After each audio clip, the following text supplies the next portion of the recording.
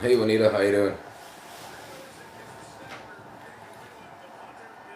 There's 4 seconds to go in Dallas, Green Bay. 37-34, Dallas. And Green Bay just tied it 37-37. Wow. This has been a really good game. How you doing, Jasmine? Yeah, look. Oops, sorry. Look at her. Let me go this way. I don't know what I'm doing here. Alright, forget that. That was it. Yeah, it's that was just that. It is 37-37. And they're just, I guess, overtime, or is there 1 second left? No, yeah, end of regulation. So they're going to overtime right now.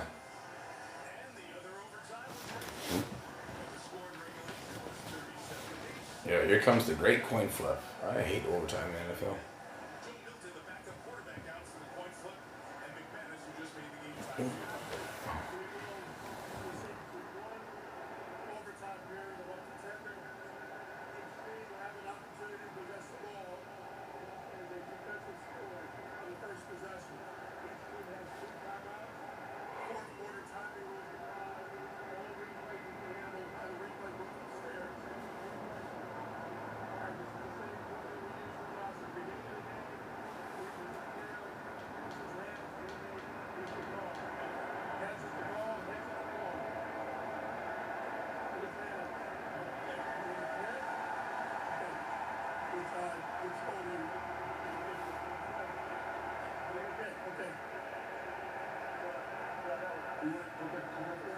So the Giants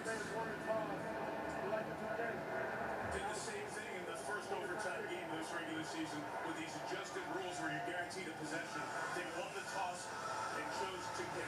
Okay, wow. So that's different. So that's different. They changed the rules this year. Finally. So each team gets a possession. If like, you remember how before, like, one team would score and they could win the game for an having possession? It's nuts. So now each team gets possession, so that's good. So it's finally fair. There was that 1 or 2 years of the Super Bowl where it went to overtime, or with New England, and they won the Super Bowl with the other team getting a chance. And that happens a lot also in playoffs. So finally they figured it out. Yeah, I'm good. What makes a bank more than a bank? It's someone being there when it counts. A partner that's there through the highs and the hard parts. Oh, so I read the email quickly. I'm going to respond after the live stream. So yeah, but thank you. I read it. Thank you very much. It was amazing. Like, thank you. That's, yeah, I can't thank you. But I'll respond after the stream here now.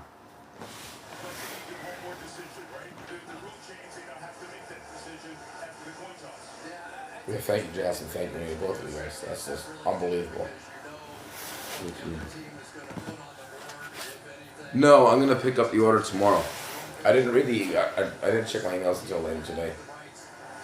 So I'm gonna pick it up.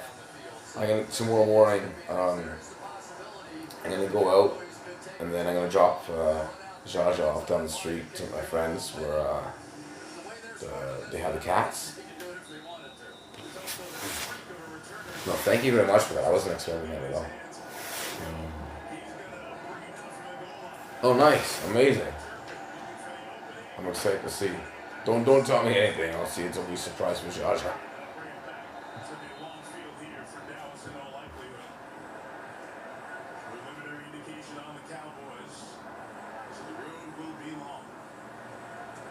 Oh yeah, so tomorrow I'm gonna go down. So tomorrow we both will be. Trust me, we'll do a reaction video. Well, I'll tape it so we do one of the reaction video things. What was I gonna say? Oh, there you go. Look at that. She's stressed for you. Dude, she's not gonna go back on this side. Oh yeah, you can see it fine.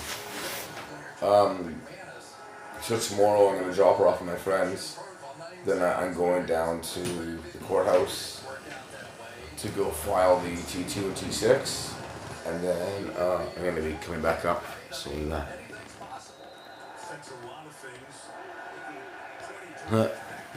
Yeah, and then just let me, I guess, just keep me posted when it's on delivery or however you can, like when it gets delivered. I guess you'll get like a notification. Because then I still don't have a buzzer. That's another situation with the landlord. But that's all gonna be whatever. And yeah, because we'll go downstairs like right away to pick it up. So.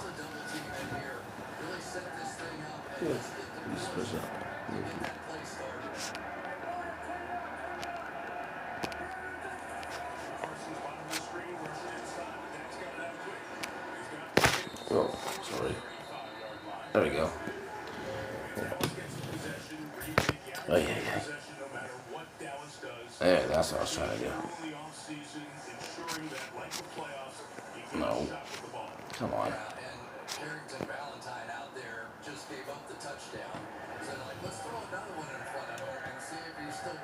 There we go.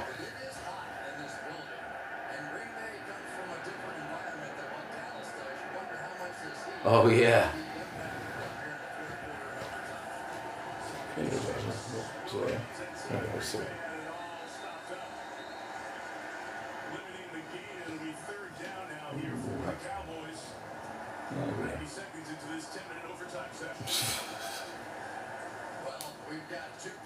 I didn't even realize it was an emoji thing. I just thought, I was like, what's this happy smile? I'm like, oh, that's funny.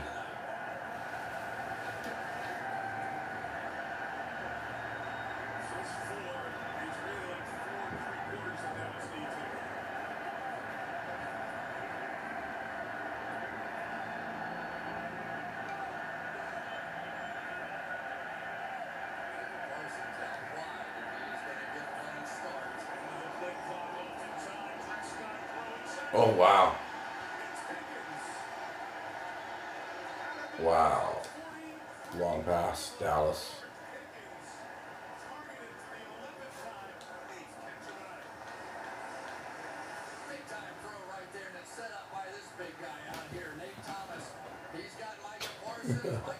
Yeah, it is pretty funny.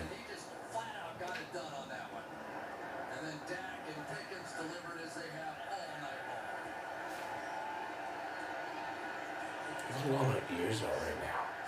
Like, your ears are that long. However that is. Like from like my finger to here.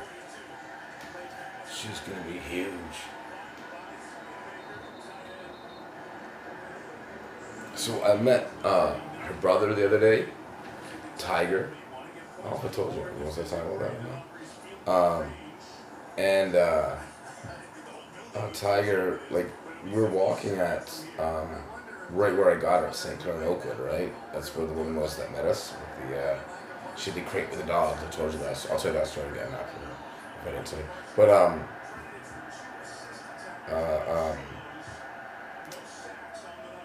my buddy was like, hey, that dog looks like yours. And I'm like, oh, yeah, look, it looks like it's a puppy also. And as far as I knew, that all the puppies were gone, right? That they're like, there's all like spread it out, right? And like I don't know where the other ones went, obviously, but as we got closer, when the two of them saw each other, they were like just hugging each other, jumping, and just loving each other, and they weren't like trying to kill each other, not like Tyson and when Tyson comes over and that's just, you've seen those videos, so. Oh wow, Dallas is like 4 yards away from a touchdown. So when they saw each other, they're just so happy. And then I was talking to the woman, and at first I didn't know that was the brother. And so I was talking to her and just asked questions. I'm like, oh, so the woman with the cage over? She's like, yeah. And I'm like, holy moly. Like, so I found her brother, who was like right up the street. So I'll probably run into him again. Or hopefully I'll run into him again. I hope to. Because they're so happy. Like, they're just wrestling on the sidewalk together. Like you saw, it was really cool. So I was happy for her.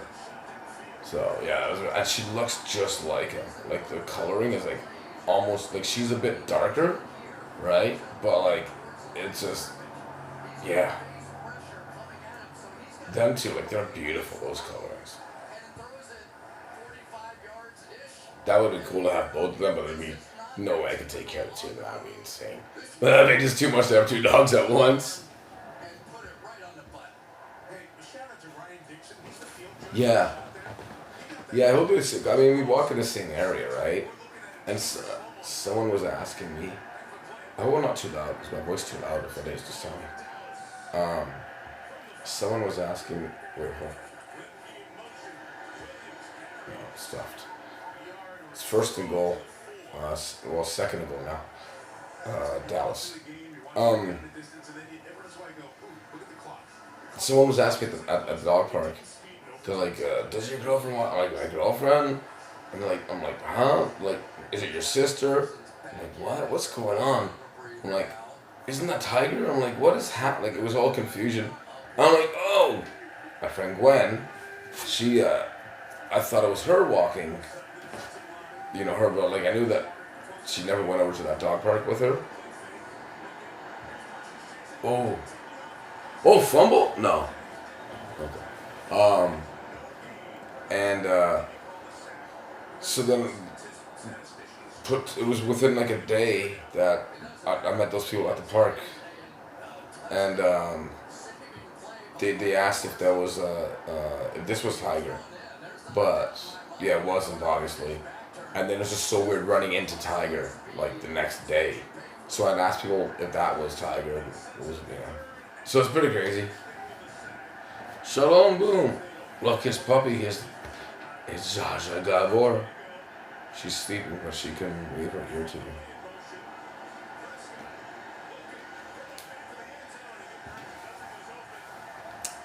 Yeah.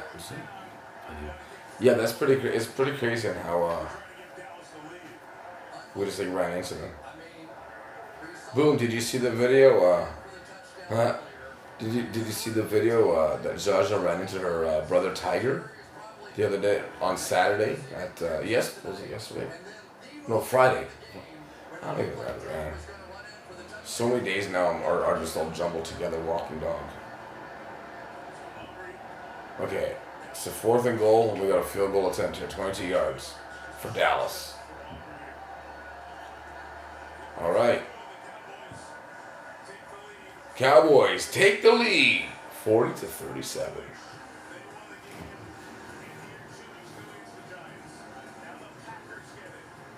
What do you mean you can't talk? How come?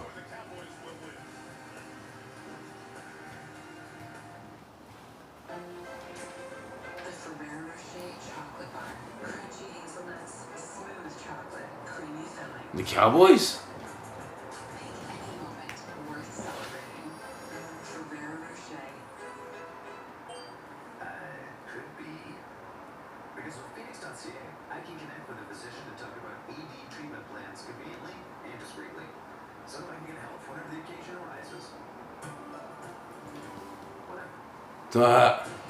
Packers are down by 3, but it's their ball right now.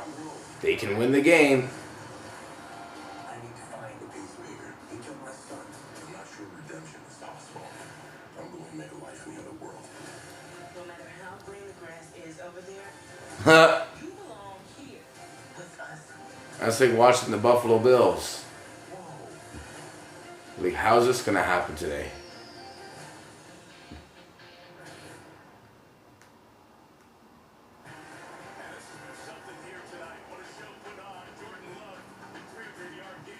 Boom, if you're lucky, on Wednesday, Zsa Zsa Gabor might wear her cow costume for you, or a skirt.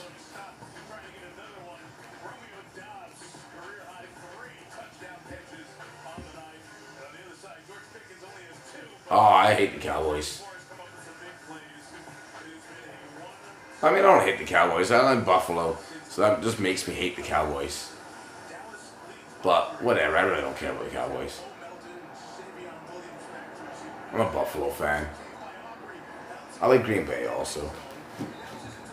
Everybody growing up, like with me, my age, was a big Cowboys fan because like Emmitt Smith, Deion Sanders, Troy Aikman. But I was the only Buffalo Bills fan. I had to suffer through everything.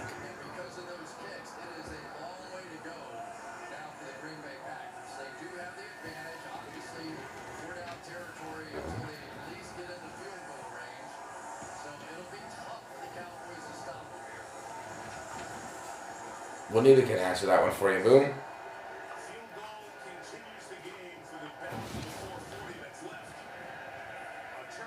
Oh, look, hold on. Watch this. Oh, hello. Here, watch.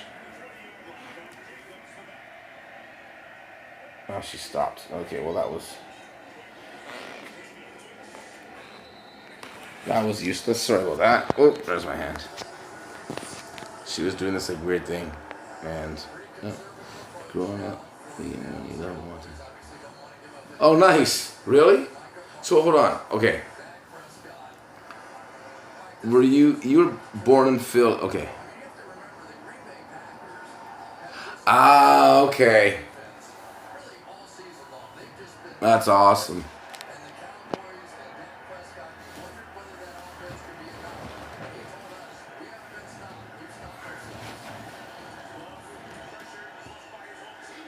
When I grow up, I want to be a dinosaur. Well, no, that doesn't make any sense. I'd be really old. Huh. Oh, big itch.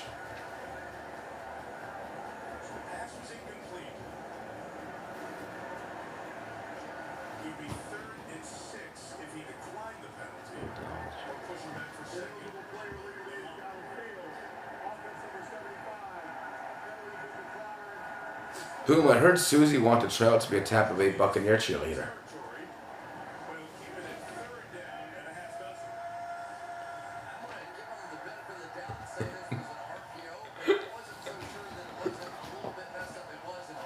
Yeah, I know, hey, that's interesting, eh, Boom? An Eagles fan to a Cowboy fan. That's like, wow. That's an interesting one. Yeah. I think it's better to be a Cowboy fan, though, than an Eagle fan.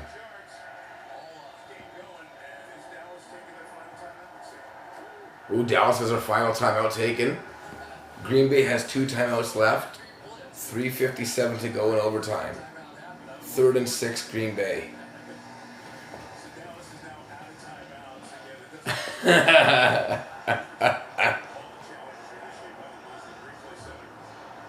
Oh my God, Detroit won. Jeez.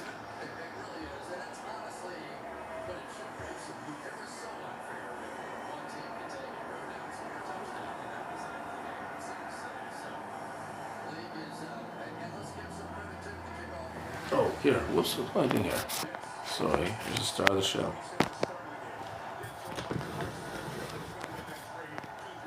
There you go.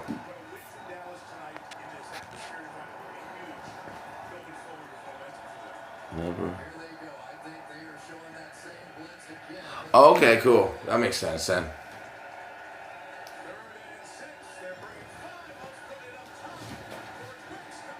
Oh, wow, there's a mistake. Your Bucks have been losing since Tom Brady left. What do you want? They haven't been good since Tom Brady was there. And they were only good when Warren Sapp played for them. Tell me what else have they done? These Tampa Bay Buccaneers.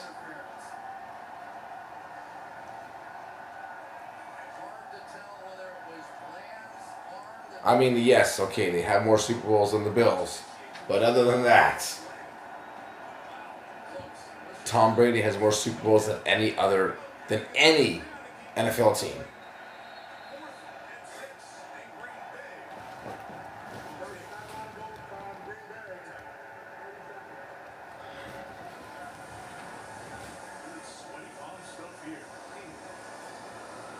Did you tape the games or something?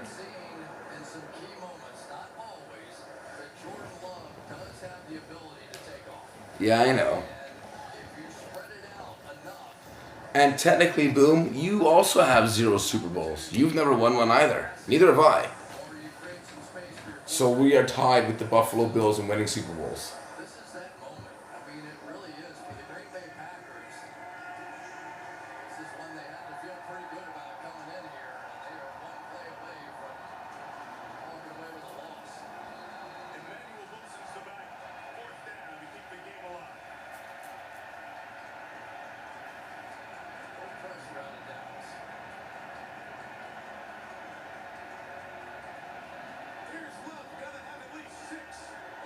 Oh, he got it. Wow. Green Bay's back in the game. It's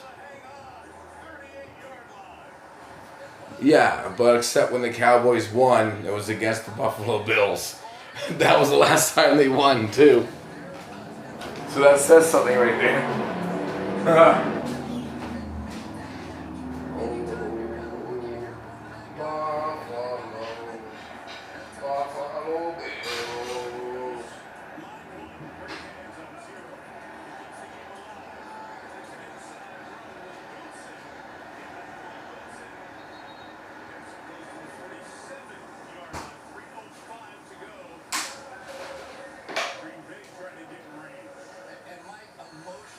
Defensive team. You're one play away, right? You're thinking, we make this stop, we go home, we party, we celebrate, we beat Micah Parsons, and then they hit the first down. Now you've got to regroup. Now you've got to piece it all back together and try to get it to the fourth down.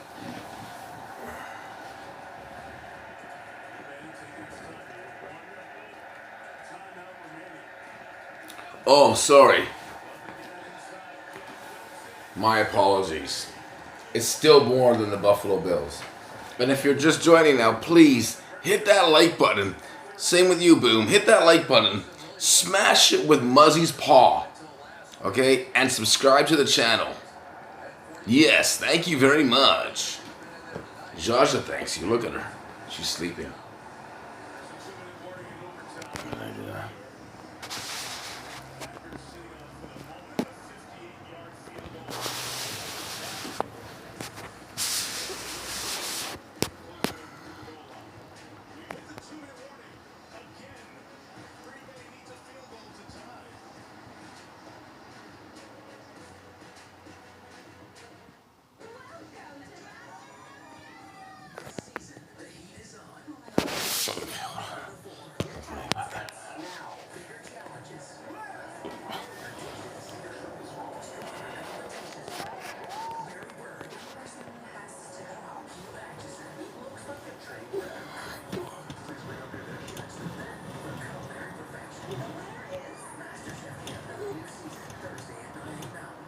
There we go.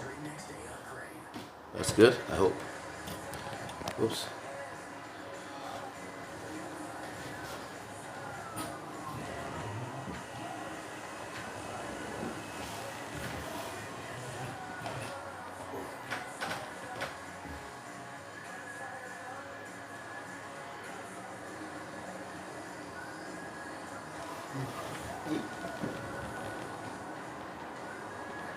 Yeah. You know what? I wonder if she's old enough to be in Puppy Bowl, but she's already adopted, so she can watch Puppy Bowl. We do a Puppy Bowl live stream reaction if I get the channel. I don't know. Oh, she's so passed out right now still. All right, back to the game. 2 minutes left. One timeout for Green Bay. 1st and 10 on the 40-yard line.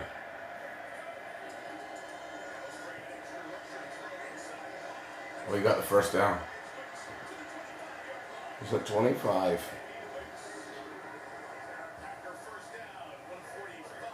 Wow. So this could end in, well, wow. What's going to happen here?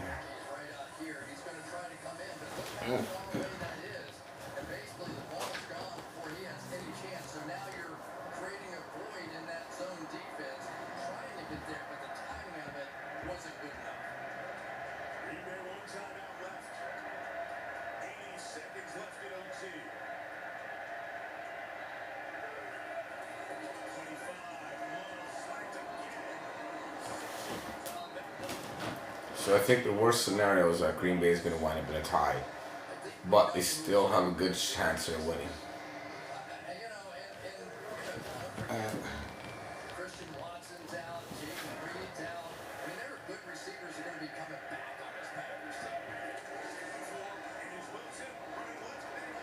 Wow.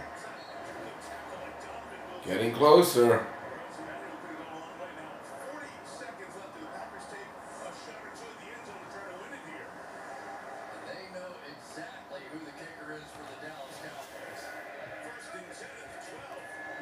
Whoa! They lost yards.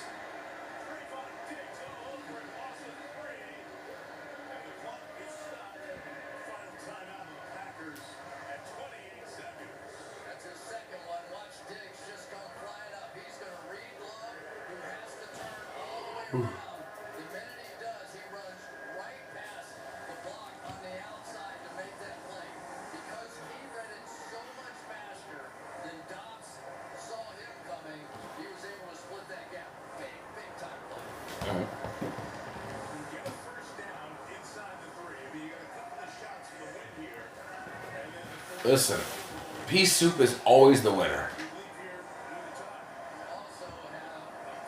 You know why? We're all gonna be winners. You know why? Because it's gonna be a tie game. So that means you pay for it. Zsa Zsa said you're paying. You know, it's. Oh, hold on. What was that? What did you do? Oh yeah. Just kick the field. Okay, call the timeout. Take the knee. Oh, you dummies! What are you doing? Okay. Here we go. What are they doing? Are they? Why? Oh my God! 1 second left. Oh my gosh! That was awful, eh? Did you see that? Boom! That was awful. They got so lucky here. Sorry, Roger.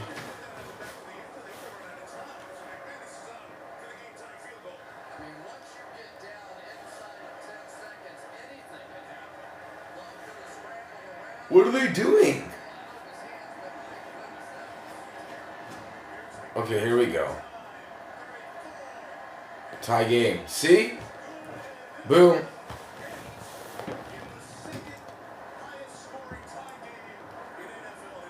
Boom. That means that you're paying for the pea soup here. It was the second highest scoring game in NFL in overtime NFL history.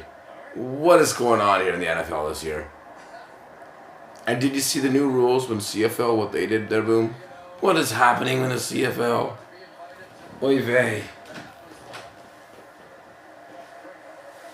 So 40-40. Final score. Josh, what are you hiding for?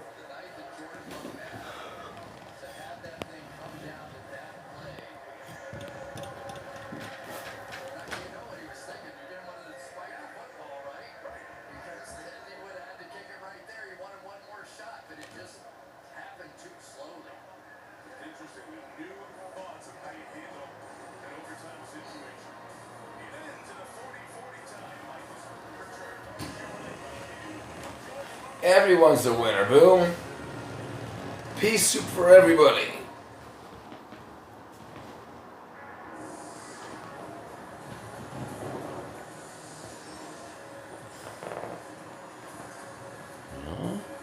Yeah, tied. That means tie goes to Zsa Zsa Gabor. You pay for soup.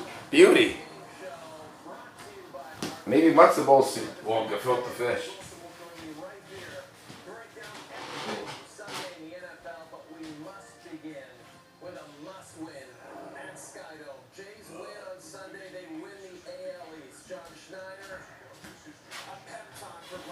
Where's my elbow glove?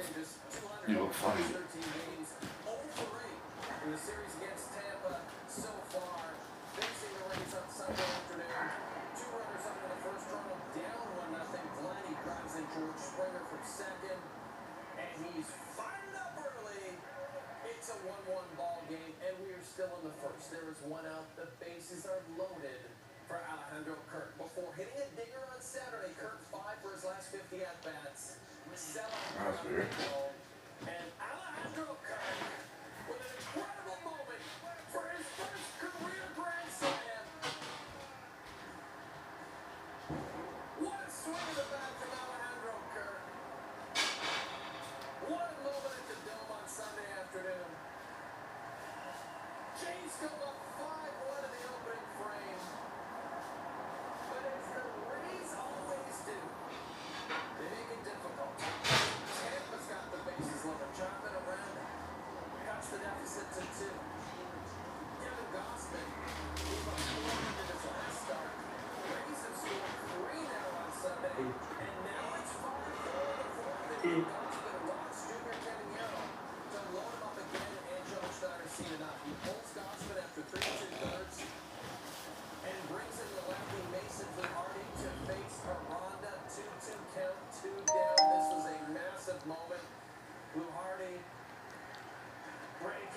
Shalom, boom. Thank you for joining.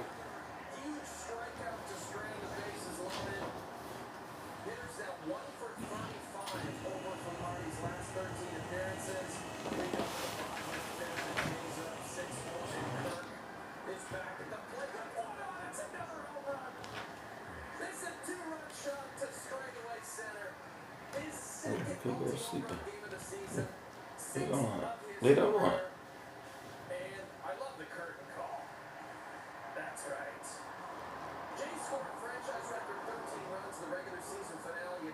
Okay. No play. No.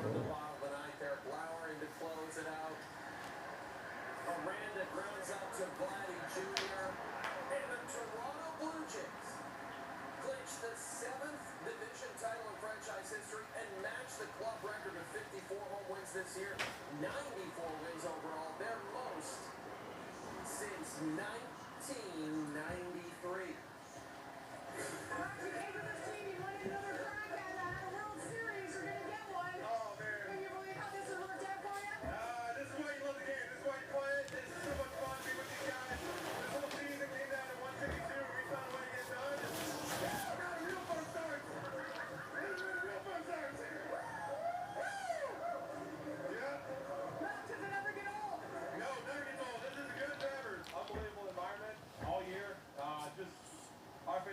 And I'm so happy for them. I'm, so happy for the country, the city. This is, I hope everybody gets a chance to enjoy it today. You got 5 days off now. What are you going to do? Sleep. How cool is it to be able to celebrate like a moment like this with your boys, your wife? I mean, you're old enough to know what's going on. Yeah, it's really special. They were in Kansas City too when we punched our ticket to the postseason. Everything that I do is for them. Oh, Juanita, Jasmine, if you didn't notice it, the Blue Jays clinched the AL East division today. So yeah, we're in the playoffs. 5 days from now is going to be game 1.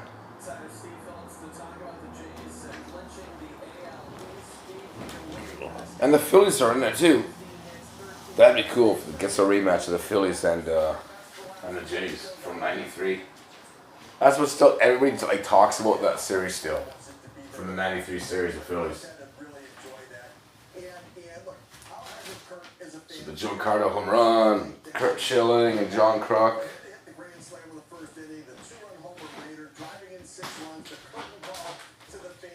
I love that Addison Barger got a home run. He needed to get on the board, to get some hits, and get things going a little bit. It was great that Vladimir Guerrero Jr. RBI single in the first inning. And even though Kevin Gosman wasn't great, the bullpen came in behind him. And this is one of the key things that has really evolved over the last couple of weeks for the Jays. The bullpen is starting to come together. Where it was so uneven and so... Yes. How you doing?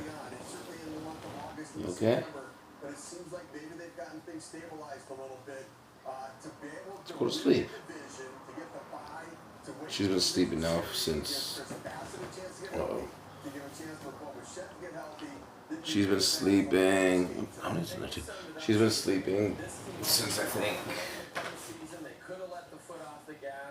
8.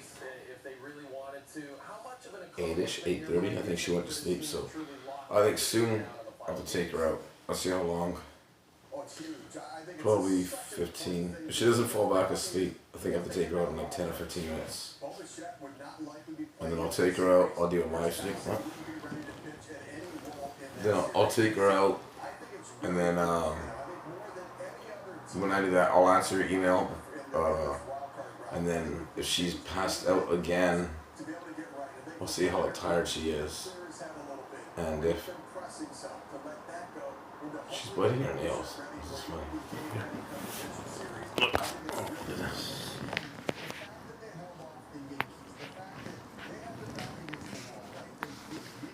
She's trimming her nails herself. And they went on to keep winning. And I think it showed a lot. And for that team to break out in a big way offensively in this game here on Sunday was critical as they get ready to get some momentum for October baseball. You mentioned Chris a couple of times already. I know you're already thinking about that rotation. Are you good? Yes, won't start until Saturday. So as you alluded to, Steve, they'll have some time to rest some of these starters. But how do you see the rotation coming together when the Jays hit the field again? That's the one part that's a really tough part. The first two feel really easy. It's going to be Kevin Gausman and Shane Bieber. There we go. Oh, don't worry about the. Yeah, okay, take it back. Okay, sorry for taking it away. Here, go. There you go. Go crazy.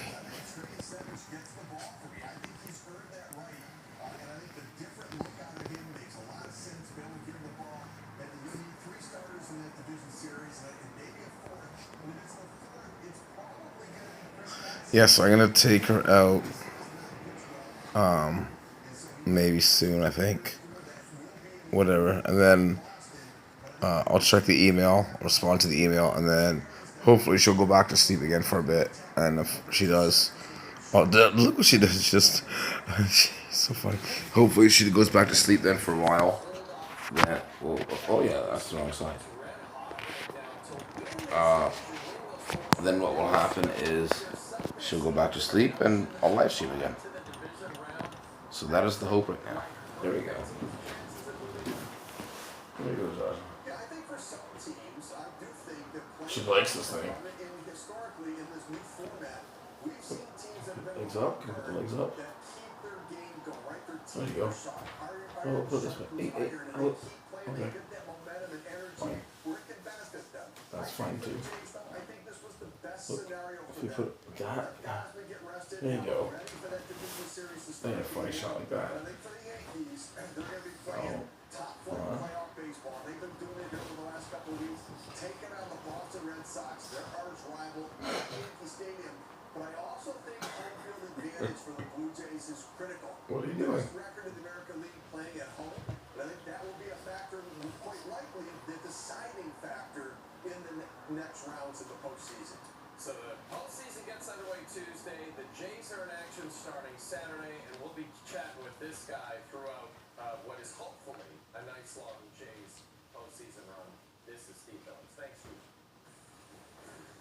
Jays improved their win total by 20 games this season. In fact, they're going to win. Yeah. They've had since in 95 and 93 when they won the World Series. This year, drawn 8-5 against was the Red Sox. The Yankees, one of those two teams will be Toronto's opponent in the ALDS at Skydome beginning on Saturday as we welcome in Canada's favorite tight end, Luke Wilson, to talk first about what was a highly anticipated and massively hyped Sunday Night Football game between the Washington it turned out to be a wild finish. First in history, by the way. First in NFL history, 40-40 tie.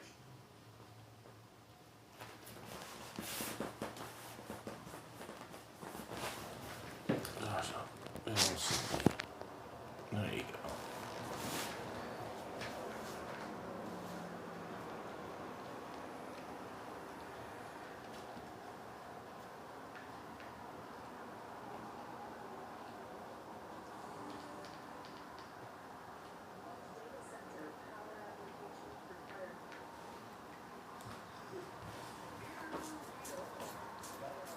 Look how long she is. Yeah, well, my friend Gwen saw her today, so she hadn't seen Zsa Zsa in like a week, and she was like, "She is huge."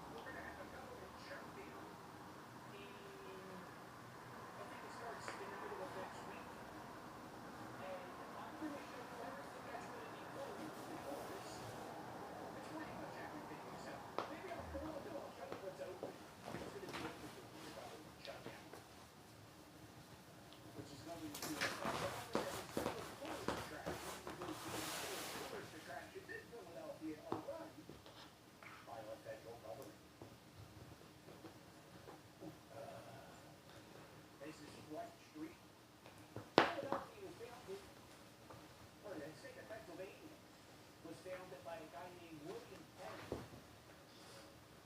William Penn was a Quaker, and Quakers cannot name anything first. Nothing can be first, but the Lord himself. So we don't have a First Street in Philadelphia. We have Front Street. Right here is the old shop tower. You ever come down South Philly? See this big tower on the old front?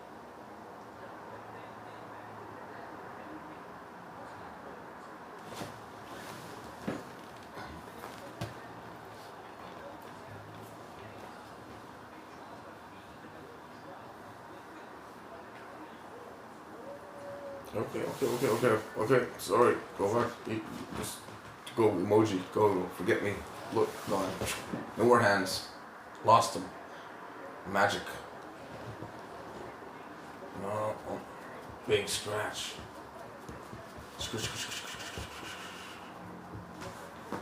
You got the itch. You got the itch. All right. Big scratch. There we go.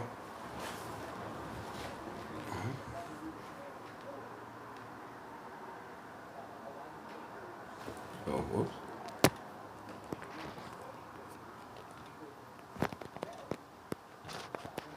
There we go. What? That was weird. Oh, okay.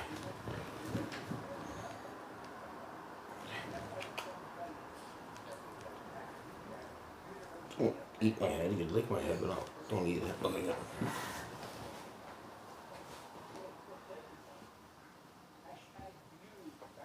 So today, when we were out with PD and George, so George is Saint Bernard. PD is that big, huge white dog.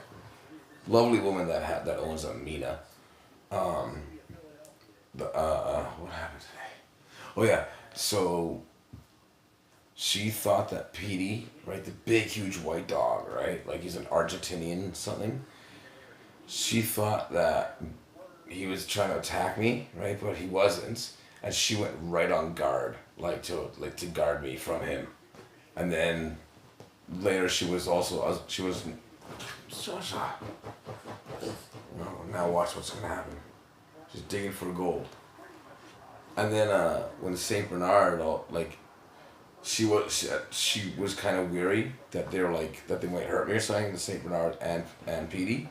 So then she got both of them. She stood up to both, and the owner Mina was she couldn't believe it. She's like, you got she's like she thinks that she might be also the King Corso because of her nature. What was this one?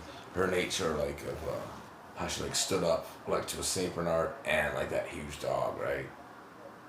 Man, that dog jumped on me, Petey. He jumped on my back and he was just his paw was just pushed me down. It was huge. But yeah, she loved him though. She was she loved hanging out with him. Why does it do this?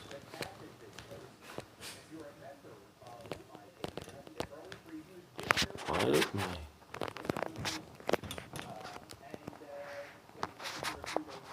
Yeah, so not only is sorry, there we go. Not only people saying how just on how she's being brought up and how just she's sleeping again. Are you sleeping? Yeah, her eyes are almost shut again. So not only are people saying on how great of a temperament she has too, but now I was told how she's gonna be protective of me and stuff. That was pretty cool. I don't know what she's gonna protect me from, but I don't think she'd hurt a fly. So, well, thanks, Boom. What about Zsa Zsa? She's cute too, I'll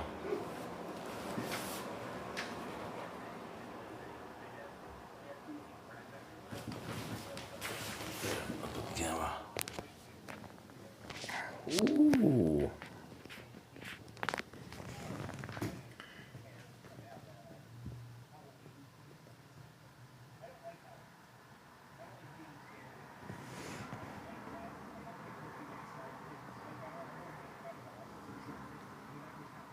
Hey, Juanita, Jasmine, I don't know what happened, but your icons just turned into a no picture. Boom still has a picture, but yours doesn't. Look how big she's gotten. How much she stretches out now, eh? Holy. Well, if you're just joining us, please like and subscribe to see a whole bunch of people joined in. This is Zsa Zsa Gabor. She is now just over 12 weeks old. Oh, thanks, Boom. My mother begs to differ. She says I have a face only that she can love. Oh, Juanita, your picture just came back on. You had no icon, and now you do. Like no icon picture. I don't know if that means anything, but it's back to our regular scheduled program.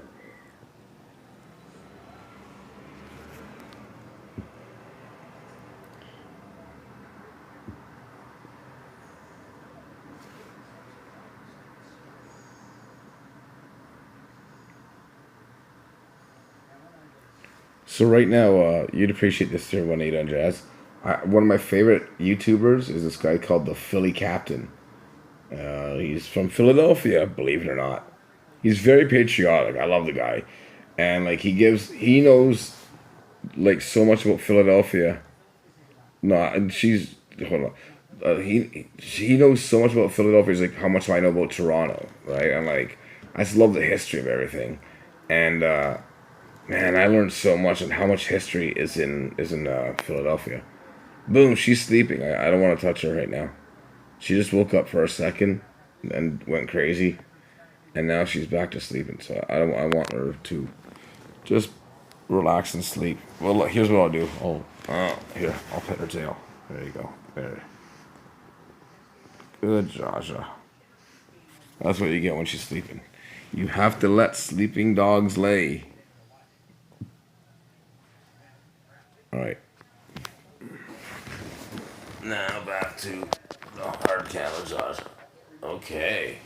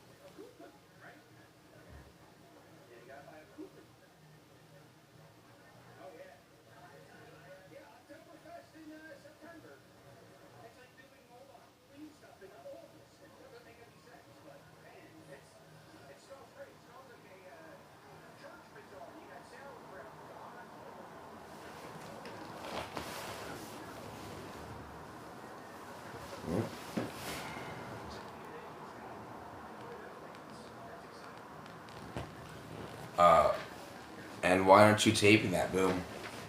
That right there, that's a 10-second short. And you know what? If you want to send it to me, I'll post it on my channel here with hers. If you don't want to post it on yours, just send it to my email. I'll post all the Muzzy videos you don't want to post.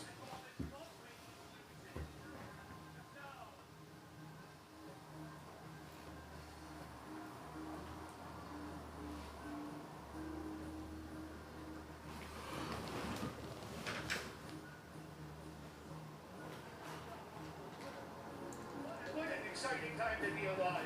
Where would you rather be than listening right now? Well, me personally, I believe these people are in line for a coupon. If you haven't seen Ron White, they might not get that joke, but that's a great joke. It's a great joke. Coupon. That Ron White special, they call me tater salad, is probably, that's definitely his best special. It's very funny. Tater salad, Ron White. Full special, not just a tater salad spoon. The coupon. Oh, Boom. Oh, this is open. Interesting news. I just found out today, because when I was walking out with Zsa Zsa, that right by Witchwood Barns, okay, it's not right by it. It's a bit of a walk, right? Because it's, you know where Lansdowne is. So near Lansdowne, Witchwood's at Christie, right? So at Lansdowne and St. Clair is the Pooh Ice Cream Cafe. So maybe if you want to, you know, go for ice cream after. We can sit on toilets, and you can make a video of the Pooh Ice Cream Cafe. I've never seen that place. I think it's brand new. And there's also St. Clair's hopping right now. There's a brand new big huge donut place that just opened. There's just a ton of stuff. Like you got it's St. Clair is popping right now with like so much cool places that are opening. Because a lot of stuff was out. Yeah, Google it, the Pooh Ice Cream Cafe on St. Clair. I'm pretty sure it's ice cream. It didn't look like food. I mean, I should. It looks like all ice cream in the end. But yeah, it was like because my friend was like, she's like, no, this is all ice cream place. I'm like, what? Check it out. Google it now. The Pooh Ice Cream Cafe on St. Clair.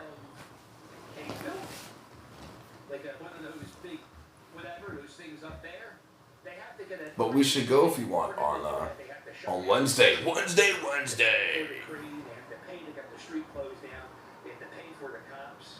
Right here is this building called the Athenaeum. This real fancy library. This will be open during the government shutdown because it's privately owned. I've never gone in here. I would love to check this place out. It's like this real old library, and they have some cool statues in there, and there's a king, the king of Spain, Joseph recently. When he was the Everyone's a comic.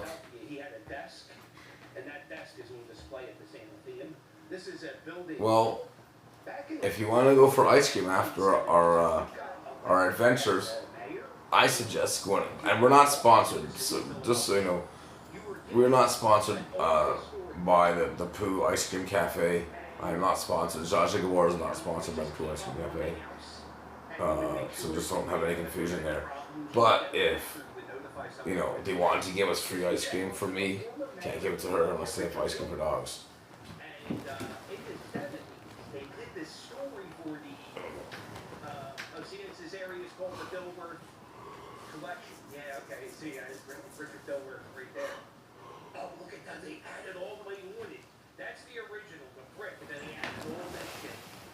Holy God. Anyway, in the 70s, one of the newspaper store articles, one of the newspapers in the city came out with a story saying, like, government officials shouldn't be given free housing. So then the city just had people move out of the housing. And then the properties like, kind of got run down. Back in the day, we didn't have street signs in America. Oh yeah. We had street signs. Me and Zsa Zsa are gonna do a video after congratulating the Toronto Blue Jays. So that was something they do over in Europe. I forgot to do that. But then we said, you know, that was kind of hard to We'll do a read. 20, 30-second video. I guess they had ours when they built this. Muzzy should also do a video. You should hold Muzzy and do a video of Muzzy congratulating the Toronto Blue Jays. Do like a 10, 20-second short.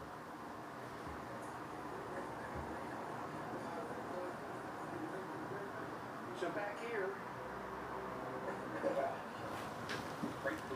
not good. Right here, this is Independence Hall.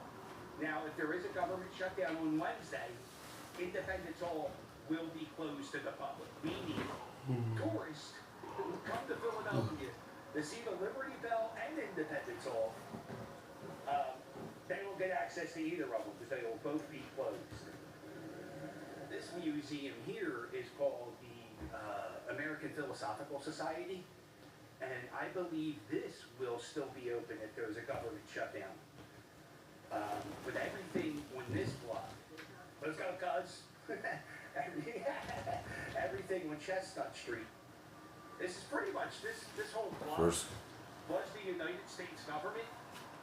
Oh, me? I'm not gonna go down there and film. Are you gonna go film down there? That'd be really cool. That was all right there. And It'd be too chaotic down there if I brought my dog. Zsa Zsa does. She likes being downtown, but that's that's gonna be like too many people everywhere, and then getting on a subway back home would be insanity.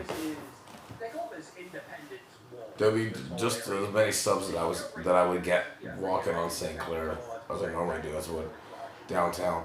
But I do want to take her downtown. I want to go downtown to Church and Wellesley area, because that's gonna get me a lot of people wanting to do videos with her. I'm pretty sure it'd be very easy to get a lot of videos with Zsa Zsa Gabor, especially when Zsa Zsa Gabor. So I might do that Thursday or Friday. If I don't go out with my friend Mina on Tuesday to do the video, to walk the dogs and do videos with the St. Bernard and Petey. George and Petey. Alright. See what happens when I touch her like that? Told you, boom. Can't touch the dog when she's sleeping. She trips out. I am the most patriotic YouTuber in the United States. There is not a YouTuber in America who has run with the Liberty Bell as much as I have. It's a fact. Here, look. Oh, she just looks cold. Yeah, hey, you think? That's what I think so too, eh?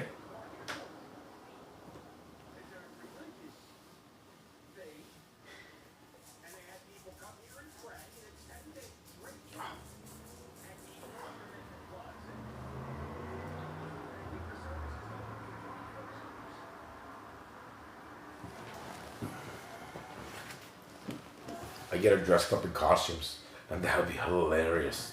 She'd be a rock star down there, eh? I went down like just during the week or whatever. Oh, congratulations, Zsa Zsa. Thank you, everyone that's joined. We've hit the 1 hour mark. 1 hour live streaming and dreaming with Zsa Zsa Gabor today. Thank you. And it goes on.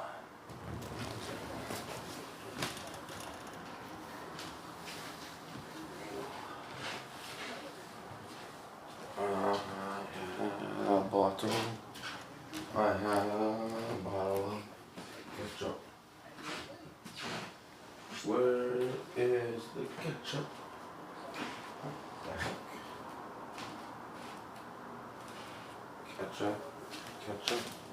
Ketchup. Where did the ketchup go? Where did the ketchup go? I just don't know. Yeah, we the ketchup.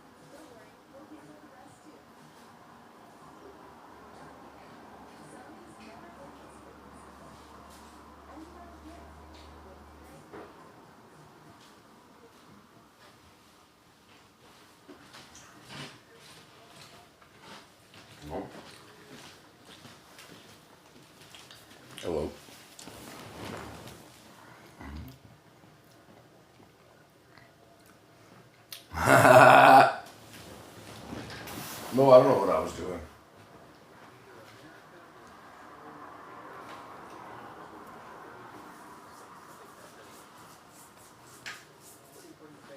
I was looking for ketchup. That's what I was doing. I made chicken nuggets.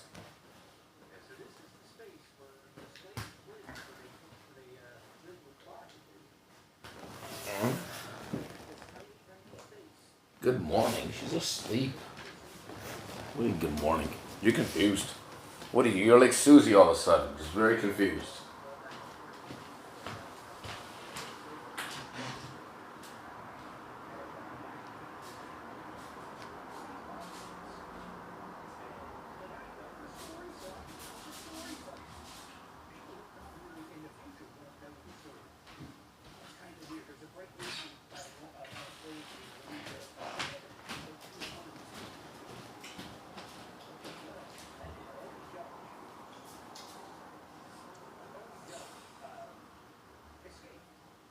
Being a slave of George Washington.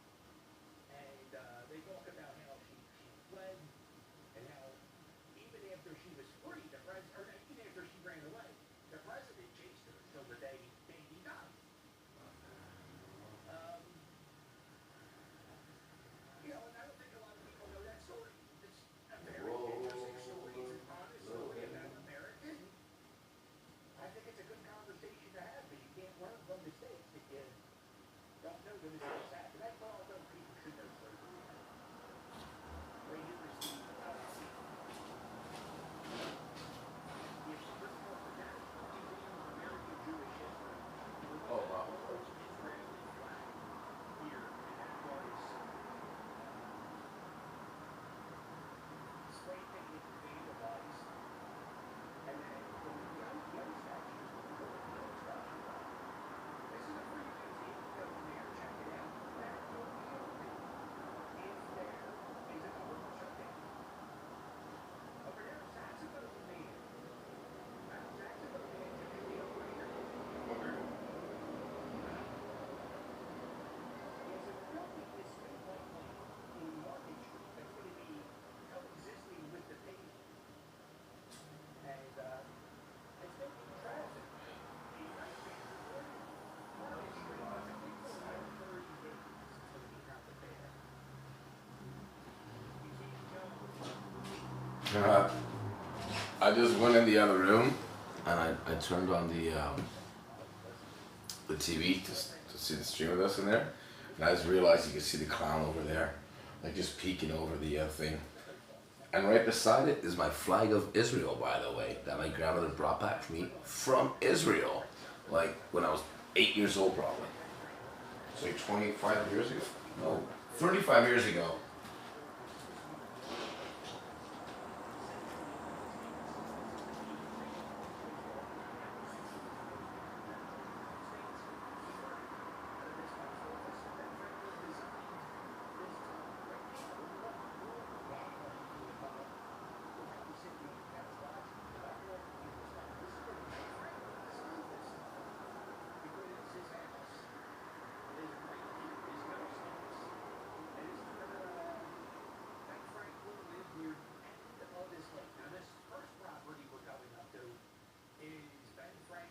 Son-in-law's stable, right? And he had a foot truck right there. Then you go here. This property, this is a ghost house of Ben Franklin.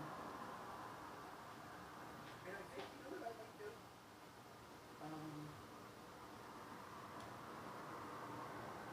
They installed a bunch of these new signs all around the historic. So what I might do this week, do these signs, do a little bit of a history tour. Back in the day, they didn't have indoor plumbing. They had a thing called privy pits. And so what you would do is you would take your pee or poop food, and you would throw it down in the privy pit. I haven't shown this. Ladies and gentlemen, what I'm going to show you is American history. This is Ben Franklin's toilet. That's Ben Franklin's privy pit right there. And right here is the Ben Franklin Museum. It's $5. It's fine. It's worth $5. That will be closed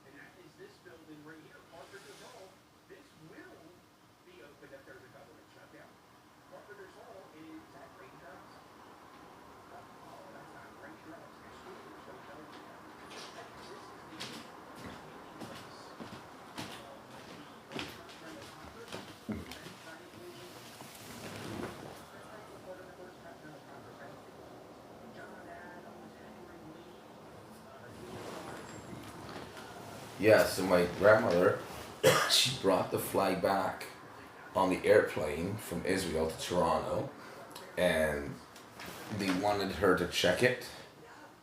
Well, that's funny. Check it, but check it means be quiet. I remember hearing that word a lot as a kid. Check it, bevakasha. Check it, bevakasha. Shut up, kid. Or shut your mouth. Yeah, check it, bevakasha. Please shut up. Because in Hebrew it's reversed. So please is at the end. Please like and subscribe if you haven't to the channel, because there's some more of you in joining in here. But check it, Bavakasha. So next, my grandmother brought back the.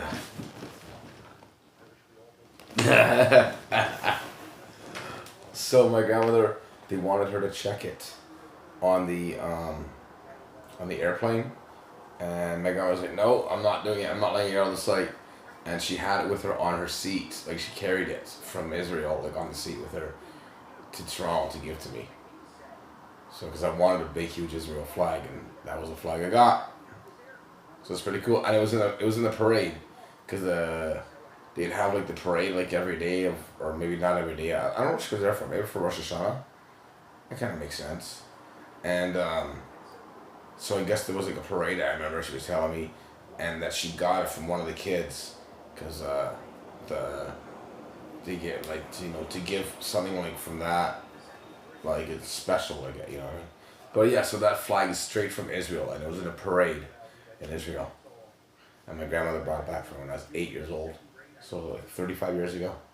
Pretty crazy.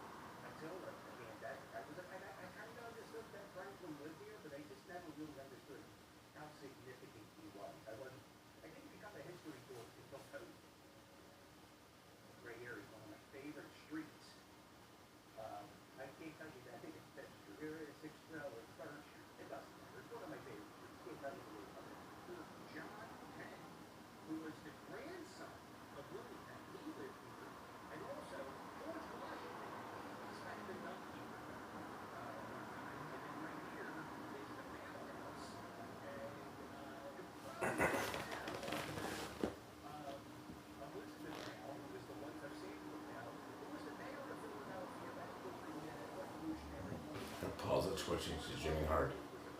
So here, okay, so here's what I figured out with my puppy.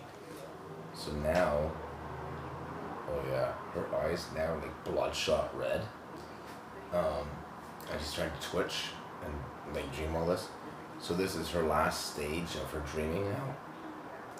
So she's going to, after this, she'll wake up, and then she's going to have to go out within like 10, 12 minutes. But she's starting to dream really hard. So you can see like her paw. So she might, her eyes are, okay, hold on, look. Her eyes are going back and forth. Watch. I don't know if you see.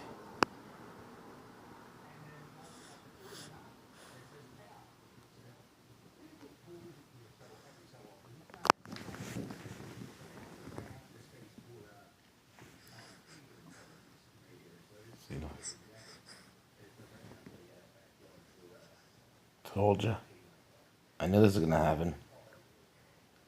See, I'm running how she is, eh? Look at the pause is going. She's dreaming hard right now. Her eyes are still going.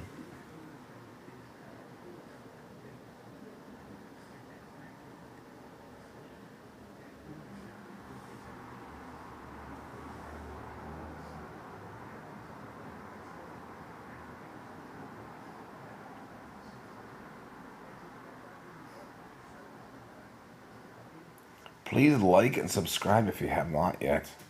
Just you can leave a comment. You can put something in the chat. Whatever you want to do. Me, myself, and Zsa Zsa Gabor would greatly appreciate that, darlings. Thank you.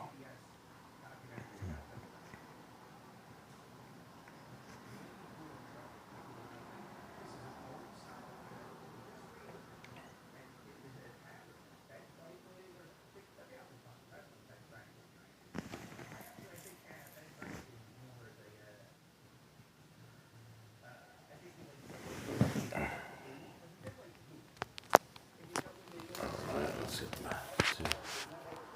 that way.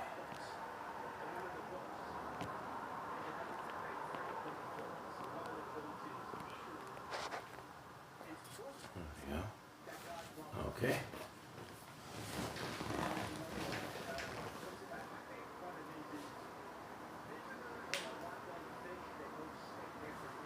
Oh, Zsa Zsa just farted. Oh, whoa. Jesus, Zsa Zsa. Oh yeah, she's gonna have to go out after she wakes up for sure. That's the warning shot.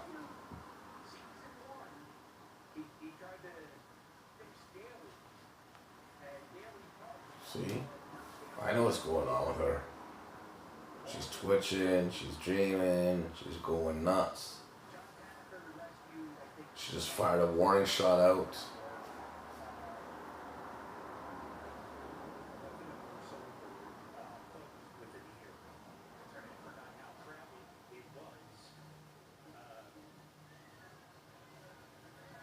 This doesn't feel German fest. This feels like fantasy going on here. We got, yeah, I feel like this is definitely not like this lady has horns.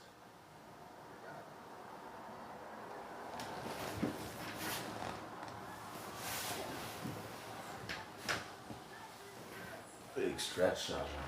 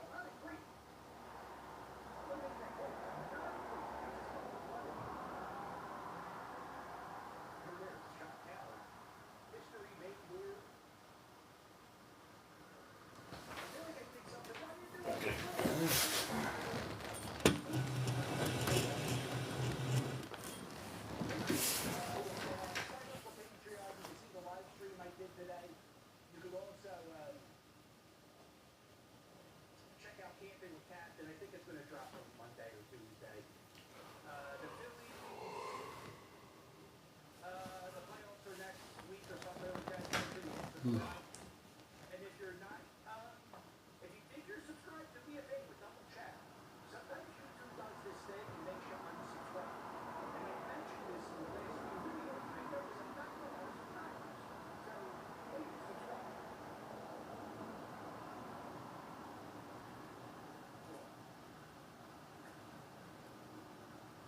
And if you want to book me with Candy, I can wish you a happy Halloween, a happy no Thanksgiving, a happy Red October, and Oh, I forgot Juanita and Jasmine that I was checking the subscriber count and I was at, or Zsa Zsa was at 592 was the last I saw a few hours ago. She went up a bunch again today. So we got like 100 subscribers from last Monday, I think. Was it last Monday? The guy that I played that did the tennis with Zsa Zsa. So whatever day that was, I think that was Monday. So was it Monday? I don't know. Yeah. So we got like 100 subscribers in a week, basically, because that guy was number 500 or 501. So, and I was at Josh was at 5. My eyes are tearing. Wait. You know, I want to thank the Academy. Josh wants to thank the Academy.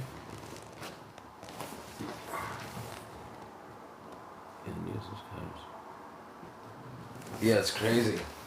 So I wonder. I haven't seen what I was at, but yeah, it was like 590 or something, like five, and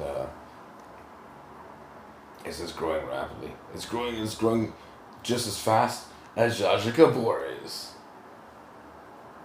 Yeah.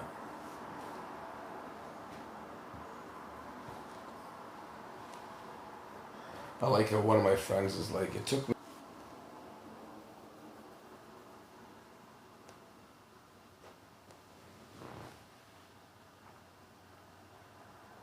Oh, both your icons are back working again, by the way. Juanita and Jasmine.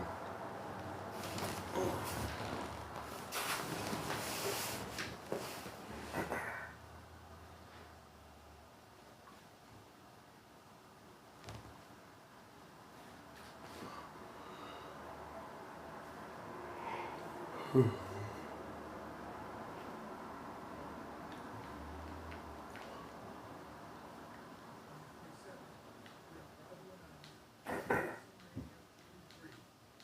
take place in Saudi Arabia.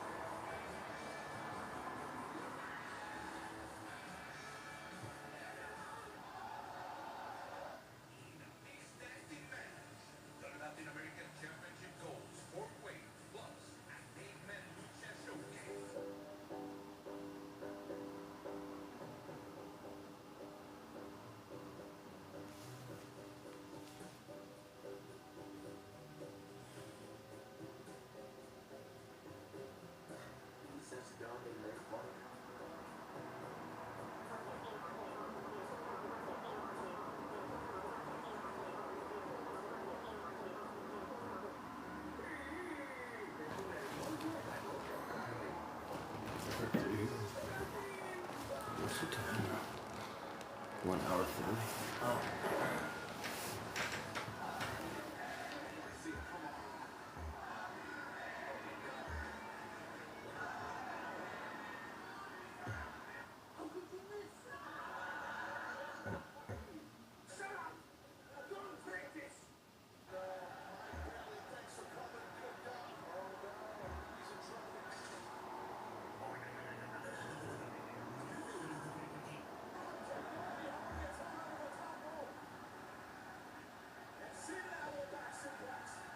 Because 23 years ago, in this very city, you allowed me to walk down this ramp, slap Fernando in the face, and start this crazy ride.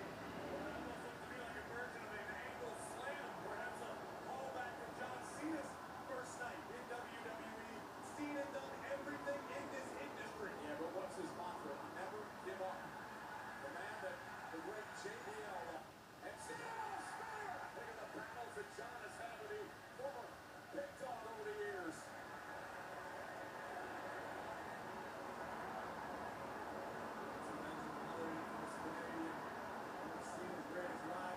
You're a moron. Shut up. You don't know squat. You know less than squat. You and squat could go to the movies and squat could wear an I'm stupid t-shirt.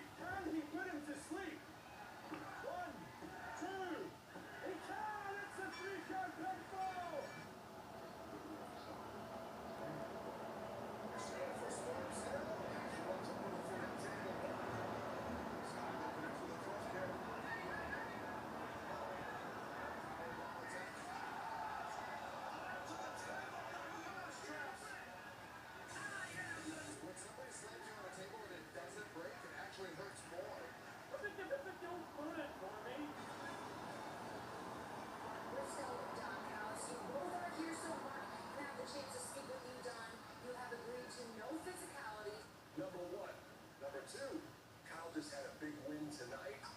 He's getting ready to have an 8-man tag on Dynamite. That was right after that. It came right after the match that Don Callis had been won earlier tonight here on Collision.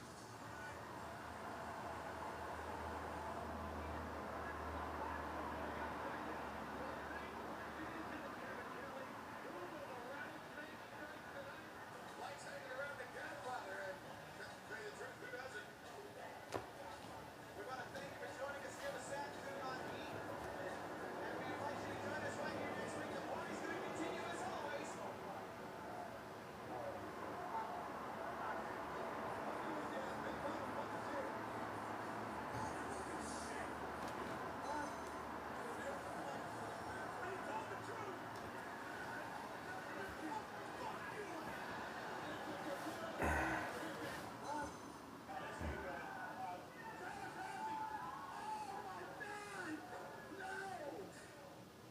That is the dumbest shit I have ever heard.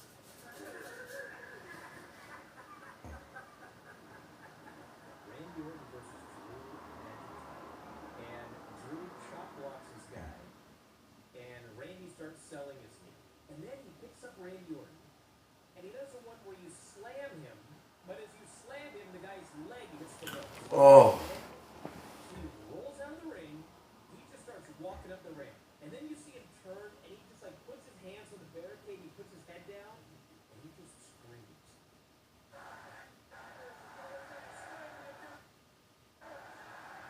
I just have a feeling that guy went through the curtain. It was hot. I broke my knee, man. I broke my knee, man. I broke my knee, man. I broke my knee, dude.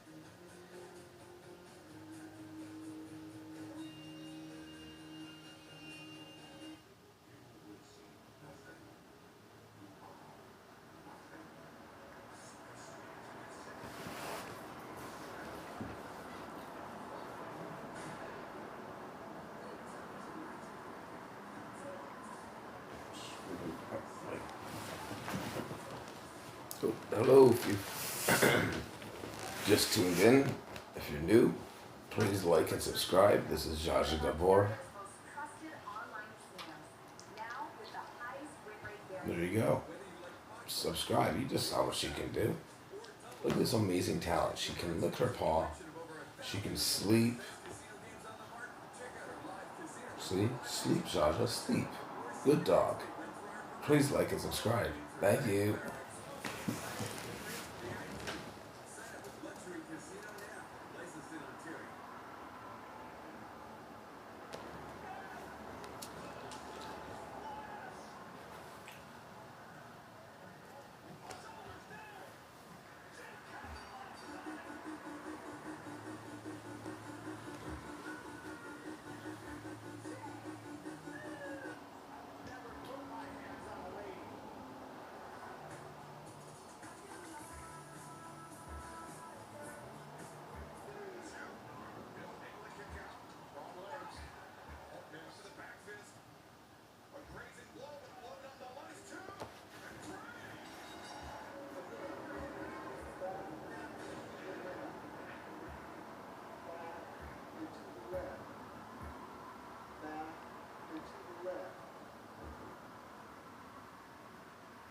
We have caught and compromised to a permanent end. Macho Mania.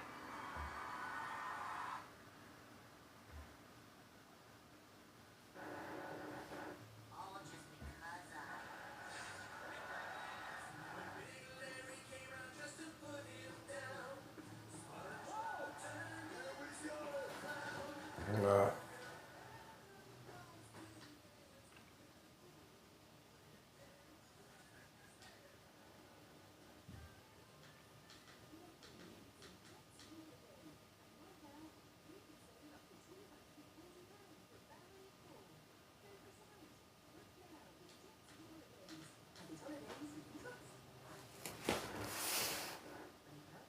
Girls like sensitive guys, right?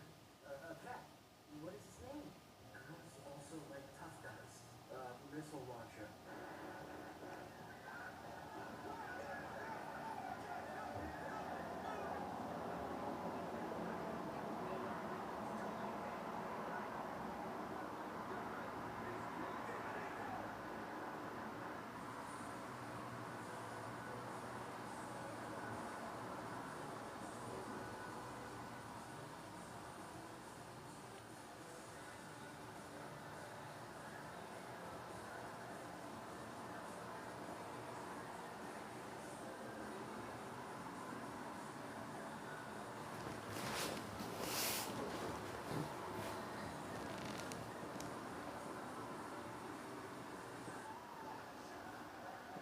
just getting so big every day. Just bigger and bigger.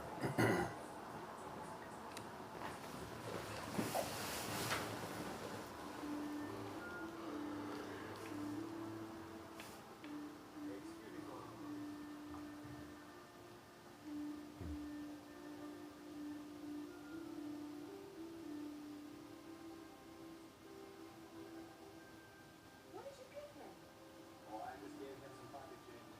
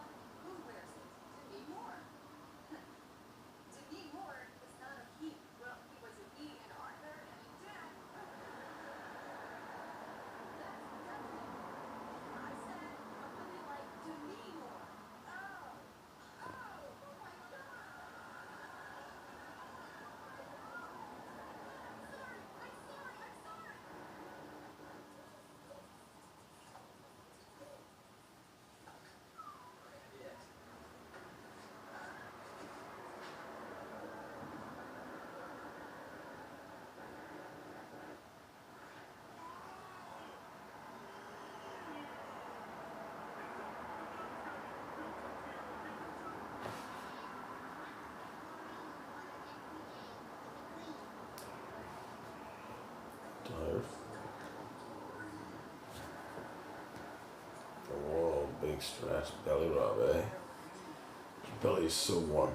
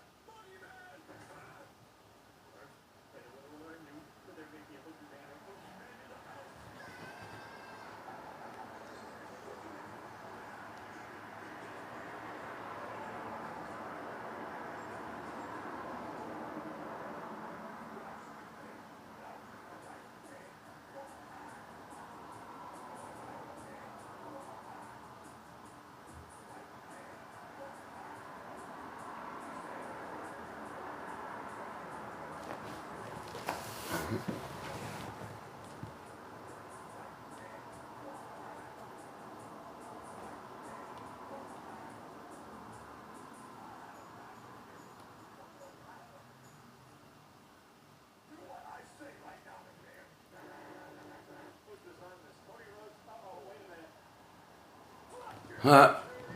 Thank you, Daniel. That's awesome.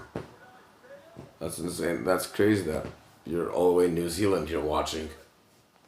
That's very far from Canada.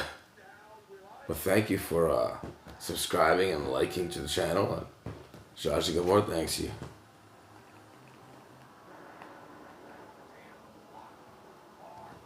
Awesome. Thank you, Daniel.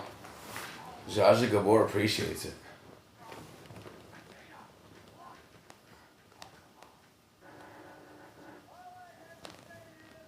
So this is Zsa Zsa Gabor. She's a boxer Mastiff cross. She's like 12 weeks old. And yeah, she's just getting bigger and bigger each day. I do live streaming and dreaming with her once or twice a day. I try to do each day. There's tons of videos that are up daily of her and other dogs and her adventures across the city of Toronto. So yeah, there's tons. Yeah, it's, you know, she's just an awesome dog. If there's any questions you have, feel free to ask about Zsa Zsa, myself, Toronto, Canada, the world, anything. Whatever you have questions for, just ask and, you know. Thank you. I appreciate it. Thank you, Daniel.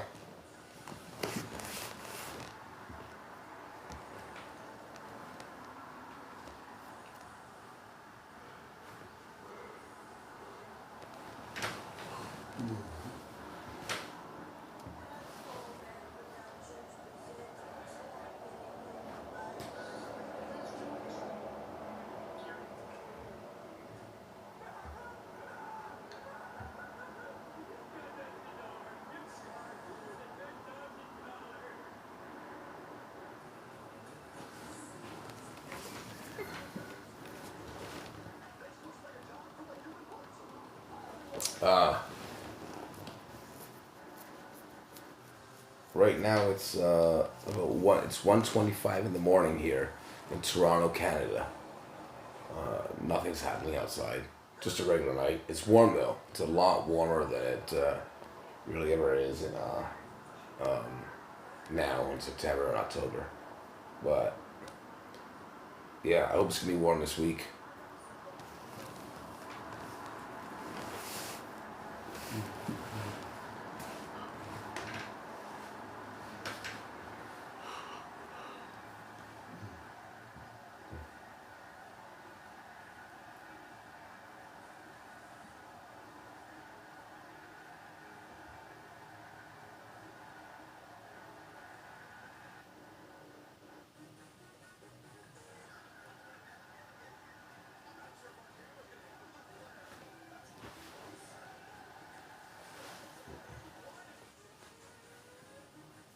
Oh, she's starting to twitch really hard. So she's dreaming hard right now.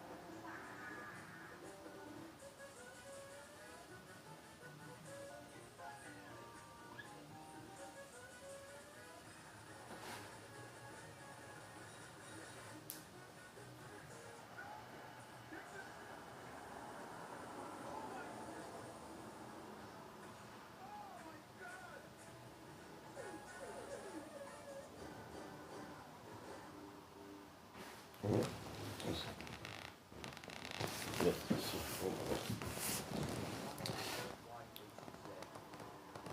6:25. Yeah. Oh, so you guys are. So we're 7 hours ahead of you. So we're in the future. Well, Toronto, Canada's in the future. Then you, I guess. Would you like to know? So I'll tell you this. The scores of of tonight's football game was the Cowboys against the Packers, and it was the highest scoring game in overtime finish history. It was a tie.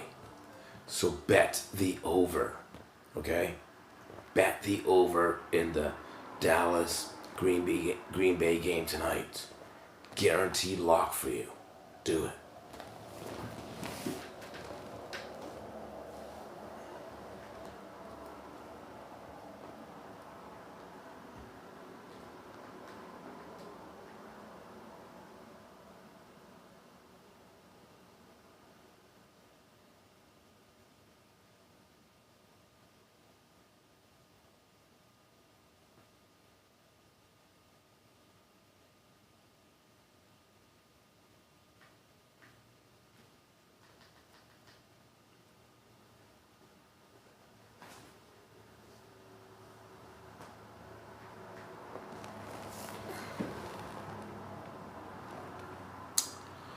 You know what? I love watching rugby.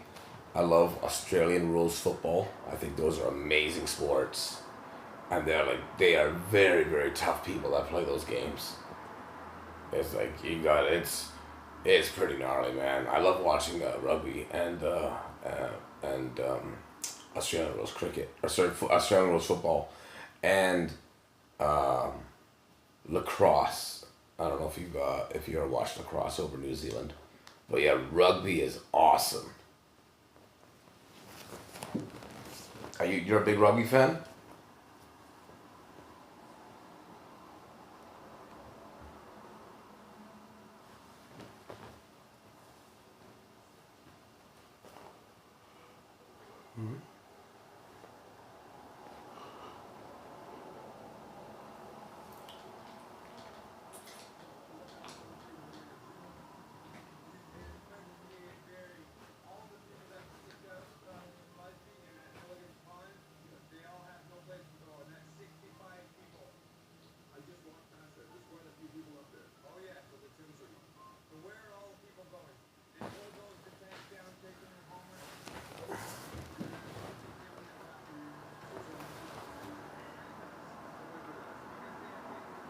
Is there like a local team or like a city team or something like that that you watch in New Zealand there? I thank you again for subscribing to the channel, my friend. I appreciate it. That's awesome of you. There's a lot of rugby in Canada played, by the way. Like, it's a big sport here too. Very big.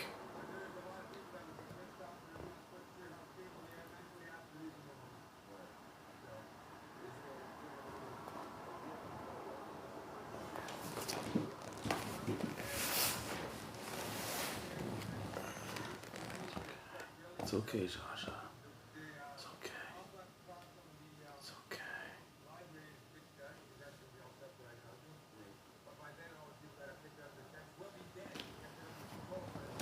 It's okay, Zsa Zsa. She's dreaming really hard right now. So I'm just trying to calm her down a bit. I'm not gonna wake her up. I just want her to calm down.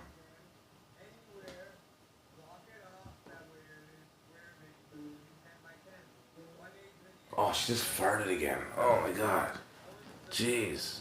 Zsa Zsa. Oh. Oh yeah. So it's been like, oh, yeah. She's good. Oh, Zsa Zsa. Oh my god. Stinks. My favorite team.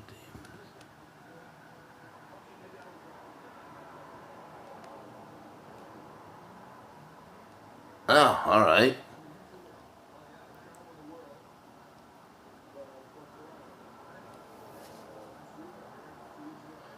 Yeah, that's what I'm thinking too.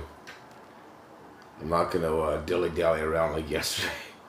I don't know if you saw the end of the video. I was like, oh, I waited too long. Oh well, what can you do?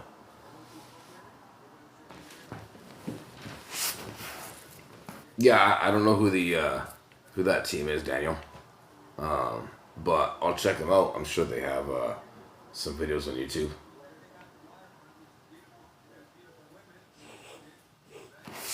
Hold on. She's like crying here in her sleep.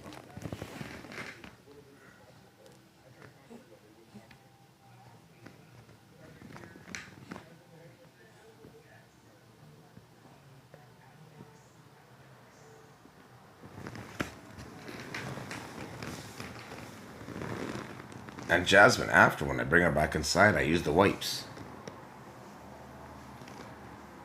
She's actually gotten used to them now.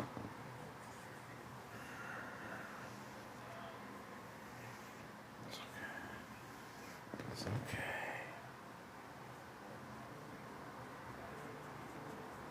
It's okay.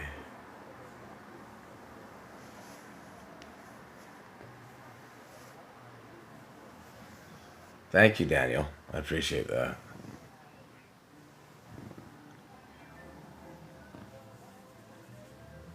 It's okay, Zsa Zsa. It's okay. Yeah, she's all calmed down now.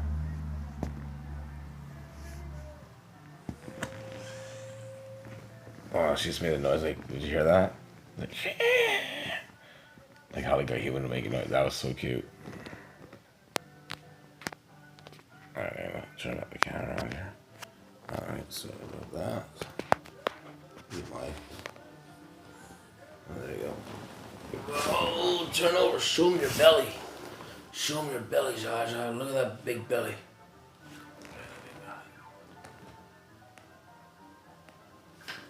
She's still sleeping. Oh, her eyes are closing back again. And oh, uh-oh. Uh-oh. What's happening? What's happening? Uh-oh. Still yawning? You gonna fall asleep again? You still look tired. Yeah, that's what I thought. She still looks tired, and she is. Back to sleep. Zsa Zsa goes.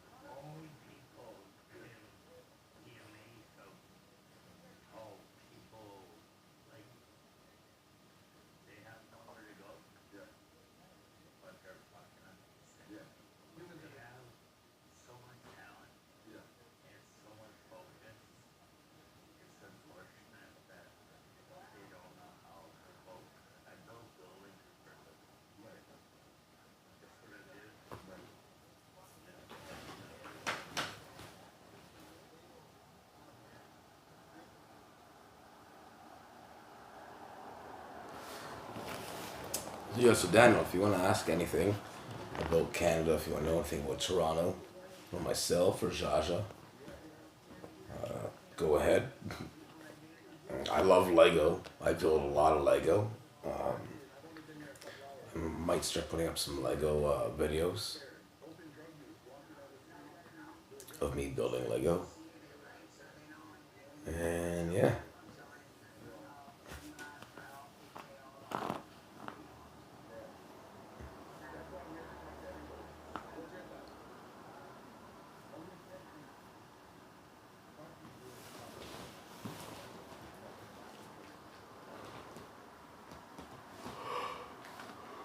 Oh no.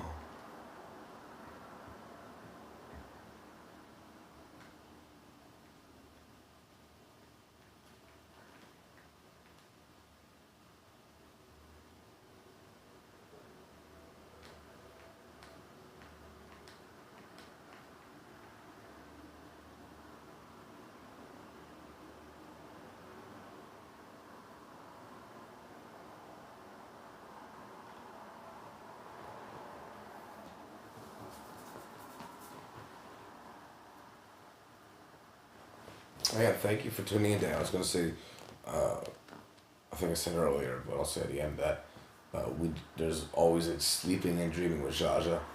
So try to get people into the chat and just hang out. You don't need to say anything or even just hang out, watch her sleep. Just help, supporting Zsa Zsa, and yeah, she's a great puppy. Huh. So yeah, so make whoever else has joined in, just please subscribe to the channel. Smash that like button. Use your paw. And you see Zsa Zsa every day doing something new and exciting and growing bigger every day. If you look at the first videos that I had that I have up of her, you can see like how big she's gotten. Like she is like a dinosaur. She's gonna be huge. I can't wait. It'll be so much fun. I'm so excited to have her grow up with her.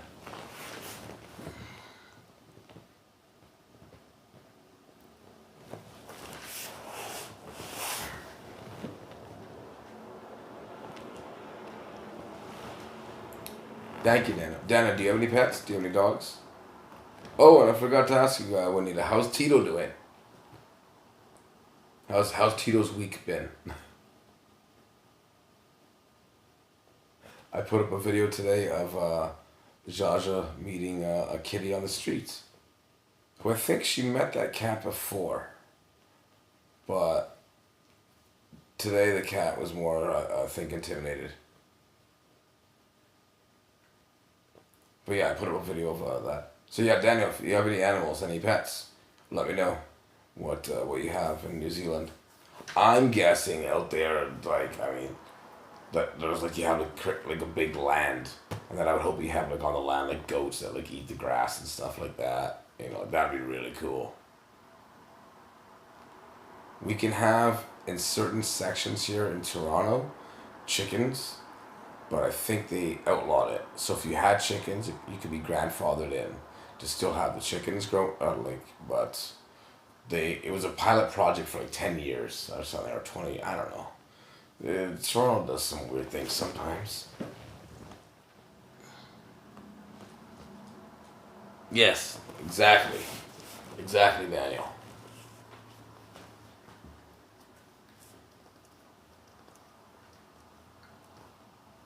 I'm glad that you've tuned into this live stream with me and Josh over here.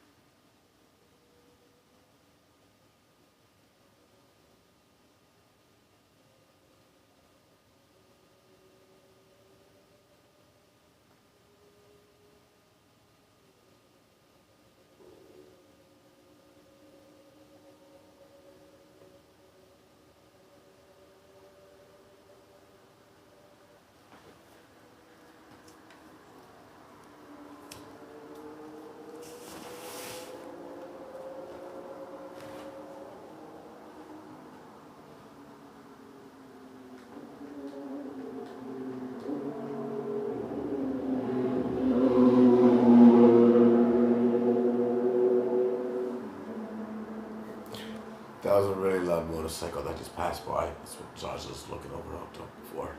So what is that noise?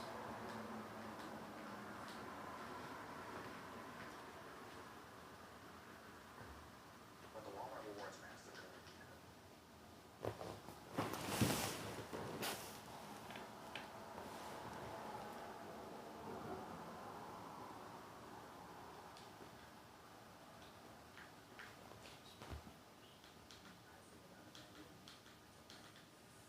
I found out Kamala has a family tree, so now I'm making a family.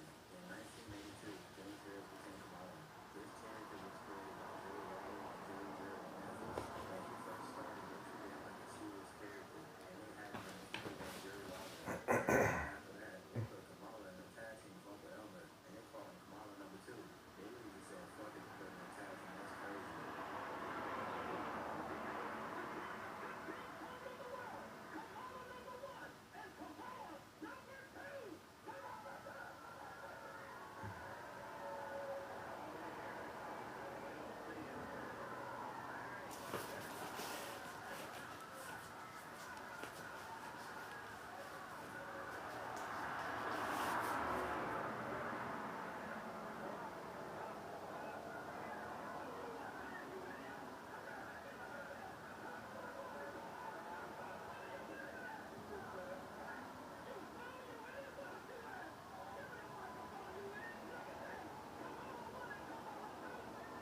They had Jimmy Hart as their manager.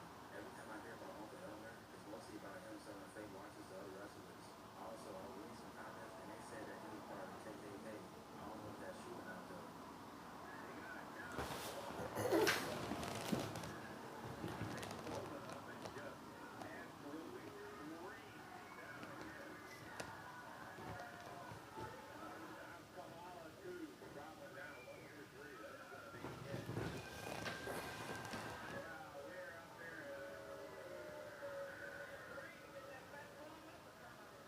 This was the only match that finally got two match together.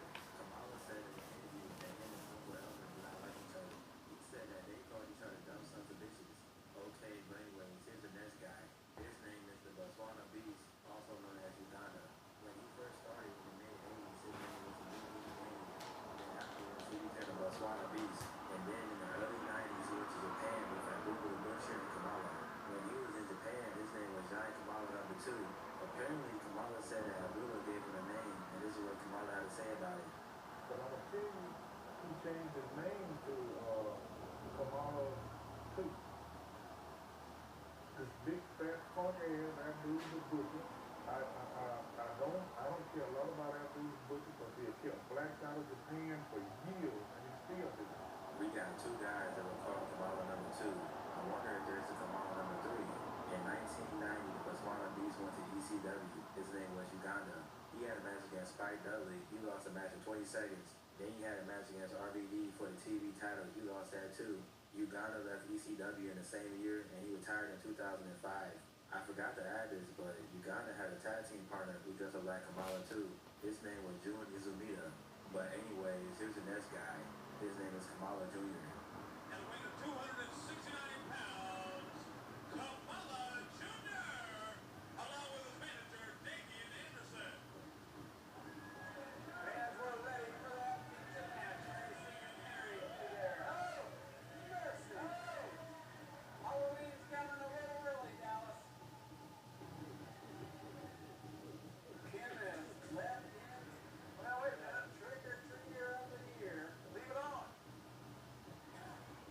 Kamala Jr. Wearing his ceremonial mask necklace there, Dallas. Around 1995, there was a Kamala Jr. He's not related to Kamala, but he's a junior anyways though. This match took place in Indianapolis.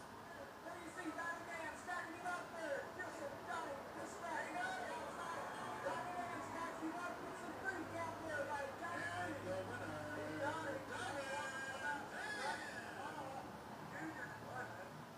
Kamala Jr. got a few matches on YouTube. I found this match right here where he fought a ripoff Abdul the Butcher. This was in 2021. Kamala Jr. is facing Round Mandies. What's crazy about this is I've been to the same venue. I never thought I would see a fake Kamala versus a fake Abdul the Butcher. I wonder if the Wild Man Beast got a restaurant too. Oh yeah, by the way, this match ended in a double countout. Solid square, and they went toe-to-toe until the action spilled to the outside. And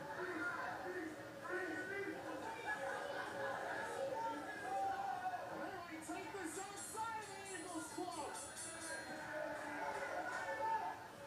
They're still fighting it out all the way to the back. Kamala Jr. also fought the Butcher Beast. I think he's the same guy. He probably got in trouble for having Butcher in his name. Kamala Jr. also had a match against Bobo Bazoo Jr. This is a battle of the juniors. And then on top of that, they had Ozzy Baker outside. They should have had Ozzy Baker Jr.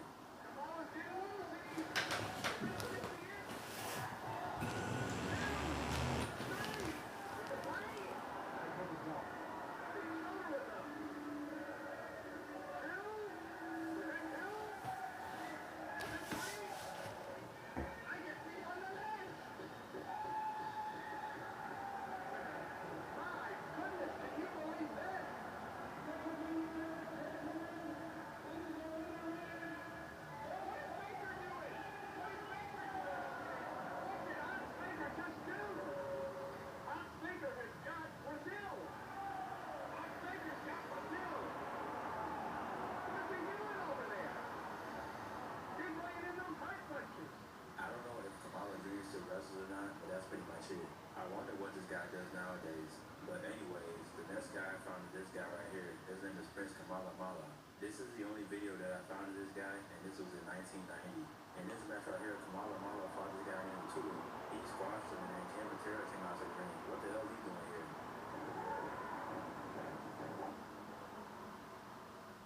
It's mesmerizing. Cleaning that greasy mess with Dawn Platinum. And not even scrubbing. Well, fluff my feathers. It cuts through the slimy stuff better than their old dish soap, removing 99% of grease. That's why only Dawn is trusted to save well. Are we gonna stop soon? Really? My new Kia Sportage Hybrid can go up to 775 kilometers without needing to stop for gas. Welcome to the future of fuel efficiency in the new Kia Sportage. Kia, movement that inspires.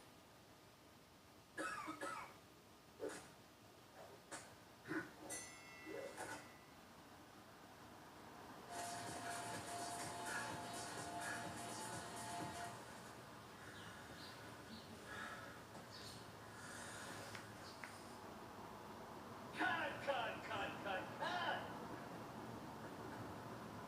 Young Spike.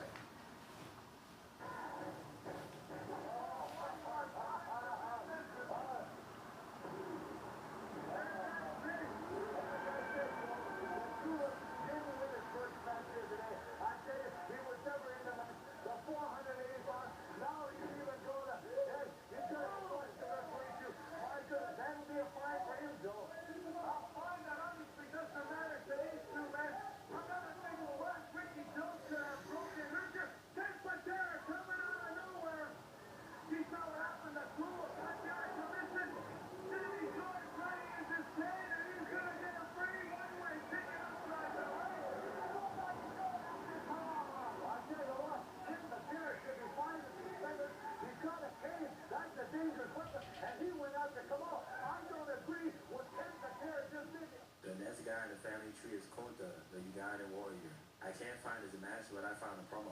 Well, that looks, I guess you're up to your old trick.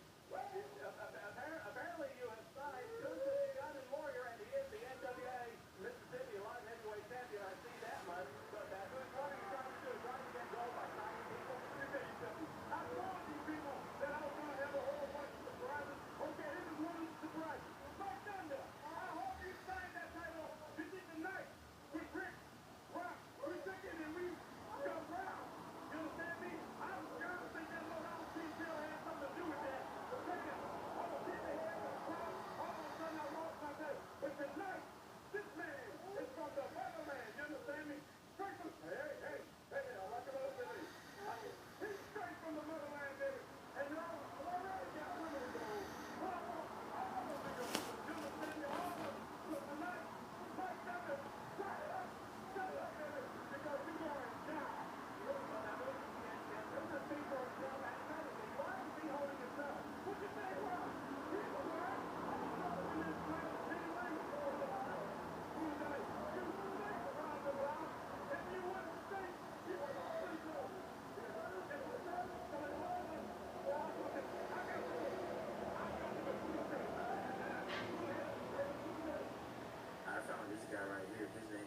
Mugabe the cannibal.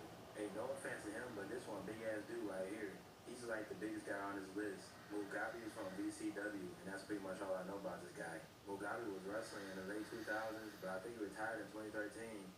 Towers are showing instruction on the outside. What's he gonna do? Because Mugabe hit to his feet and a splash. He may have killed him. And the 3 count. That's the end of the match. Mugabe the cannibal is victorious in his debut here in ECW. Dustin Blue better watch out. Everyone in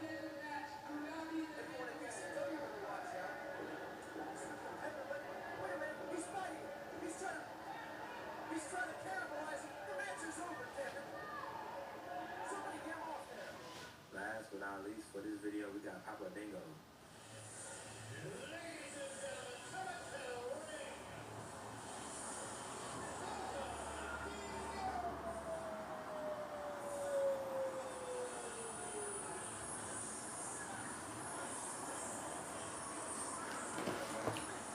Papa Dingo's name is like Papa Shango and then Dingo was dying together. He does his big ass body splash from the top rope. I just found Papa Dingo and they're still wrestling too. Papa Dingo plays a different character, which is super Oprah. This is one funny ass character right here.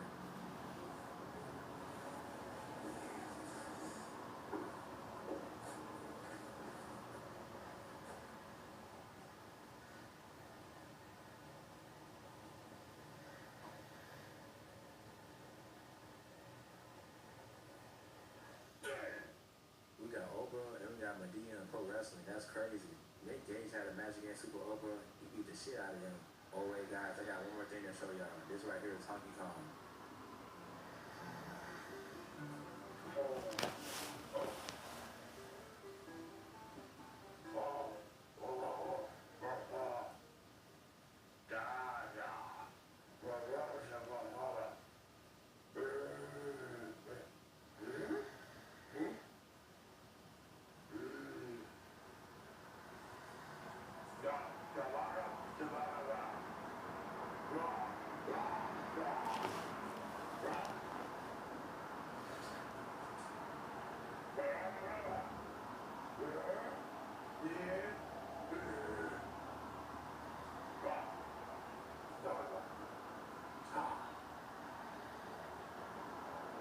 I forgot to add Congo Kong to this video.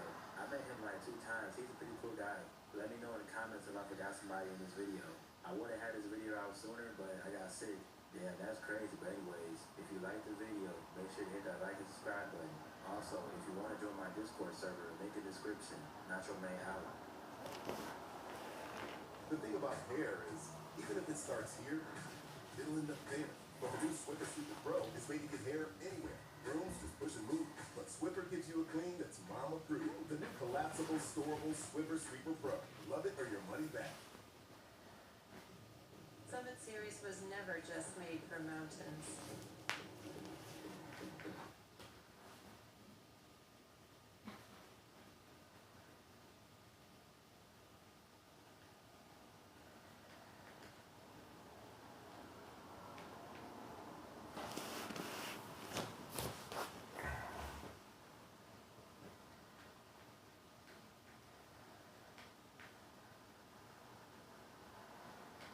Hello everybody, James here to say this weekend is true. Regarding Vince McMahon's recent 80th birthday party, it was weird. Really weird, apparently. All bits of it were anyway. So this has been sort of covered a bit, but something else came about sort of late yesterday pro wrestling social media.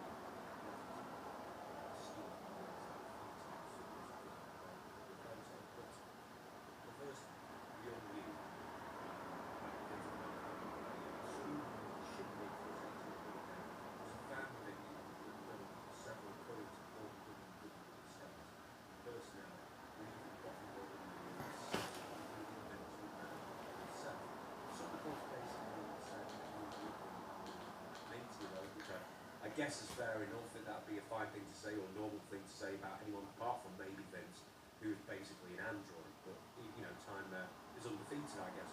Now, the party was said to be a 2-night affair with live music, including an opera singer, a Brooklyn choir, and Jelly Roll himself performing. Earlier reports of AC/DC and Kid Rock also filming pretty much been bumped. But there's one thing that hasn't been bumped, and that is Vince McMahon was dressed like Dr. Evil from Austin Powers. So at least I guess we can figure that Vince McMahon has seen at least one film in his life and gets at least one pop culture reference. At least that's what I presumed anyway, because he actually wasn't dressed up like Dr. Evil for a laugh. He thought that was just a cool suit to wear, apparently, according to The Godfather. So, The Godfather, one of McMahon's guests and somebody Vince considers a true friend, said the following. This is a write from I can't remember what website. Anyway, Godfather noted McMahon was looking a lot better and was walking a lot better than in previous recent photos that circulated online in recent video. However, he joked that McMahon's outfit for the evening, he looked like he was Dr. Evil. Dr. Evil suit on bro. I thought Dr. Evil, apparently The Undertaker, also said the exact same thing. Keep in mind that Godfather and The Undertaker also apparently went for their first facials together as well during that shindig. I'm not being euphemistic there, you know, like a facial treatment kind of thing. Godfather also said this, which I just thought this was kind of bizarre, is that the Godfather, Vince McMahon introduced the Godfather to his companion for the evening. Quote, he introduced me to his girlfriend, or whatever she was, he stated.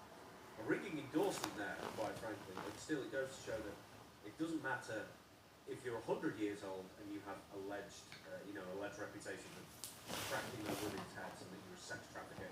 Some women will always look past that if you're rich. Anyway, let's go to the guest list. John Cena, Sheamus, R-Truth, Miz, Maurice, Titus O'Neil, Jerry Lawler, Drew McIntyre, The Undertaker, Sheldon Paul, Kane, Shane McMahon, Sergeant Slaughter, Bruce Pritchard, JBL, Lamar, this is a strike. Signed Vince McMahon's favourably forward a non-disclosure. That's right. All the guests had to sign NDA. And not only that, guests were also required to leave their phones in the hotel room or at reception. So no photos, no video,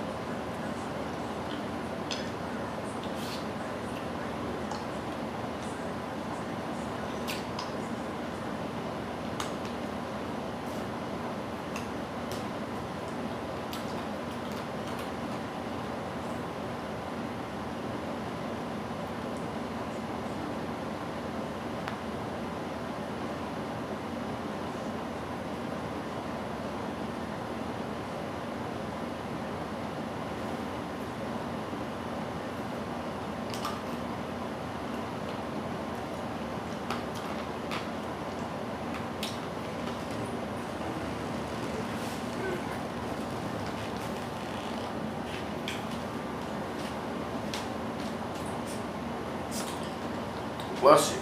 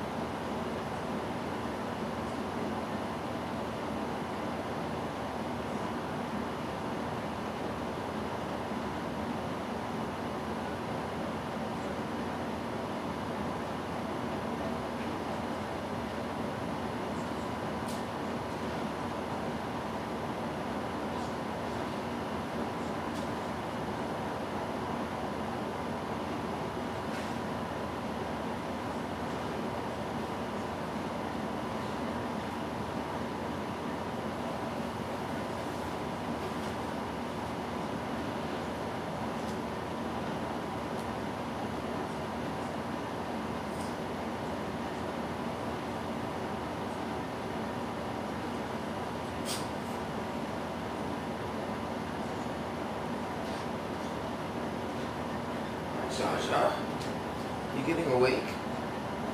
Zsa Zsa's kind of waking up. Yeah. Her eyes are, I can see her waking up a bit. So I'm going to take her out soon. Well, maybe she's going to go back to sleep. Go back to sleep, she goes. Good.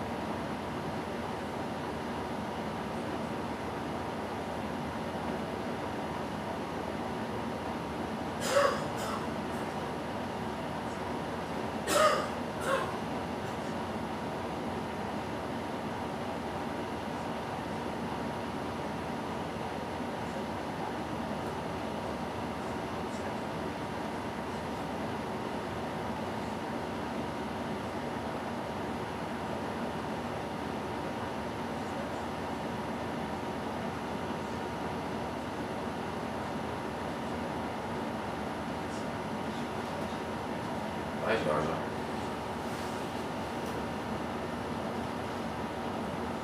Hey, dude. How you feeling? Just... Hey!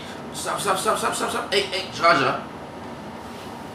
Well, she's teething. She's waking up now. She's trying to teeth on me, so... Yeah. Oh.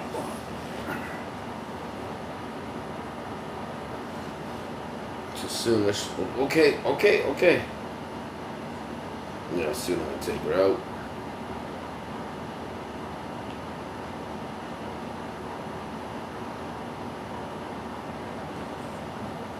What are we at?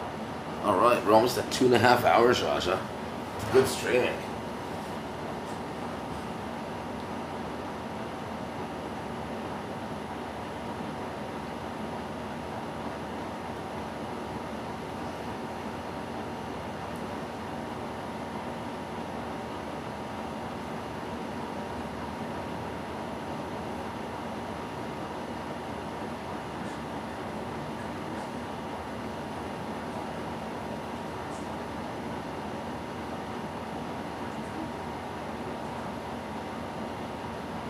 Oh yeah, she's awake now. She's watching TV a bit. Yeah, I got my pants on. I'm ready. Oh, my socks on. I just switched into my pants from shorts. Some socks.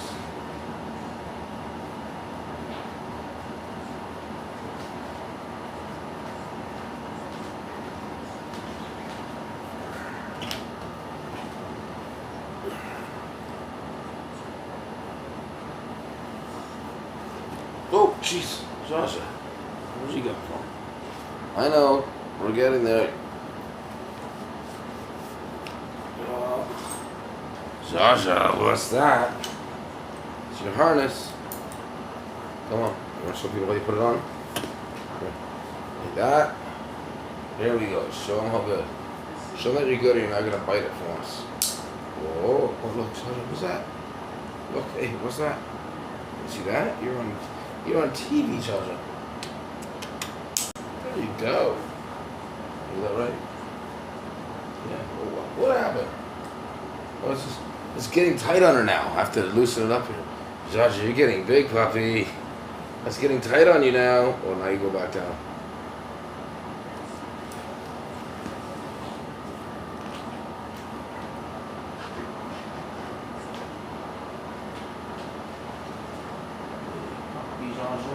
Zsa Zsa Zsa Zsa Zsa Zsa.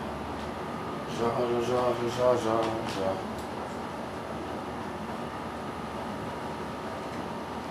Zsa Zsa Zsa Zsa.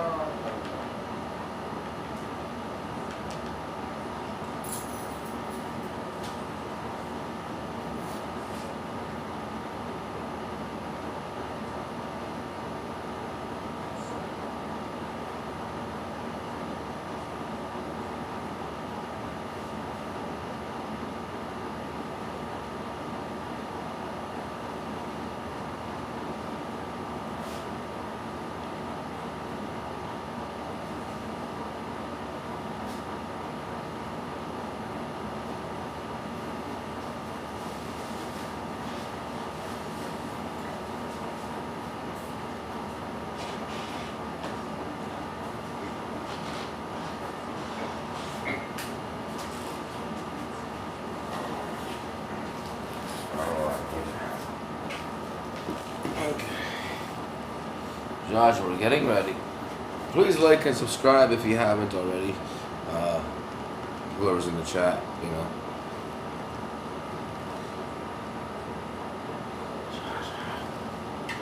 What are you doing?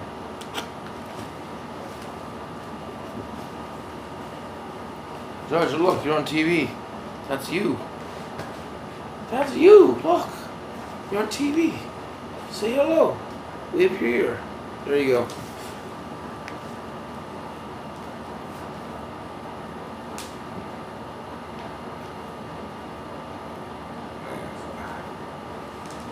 Okay.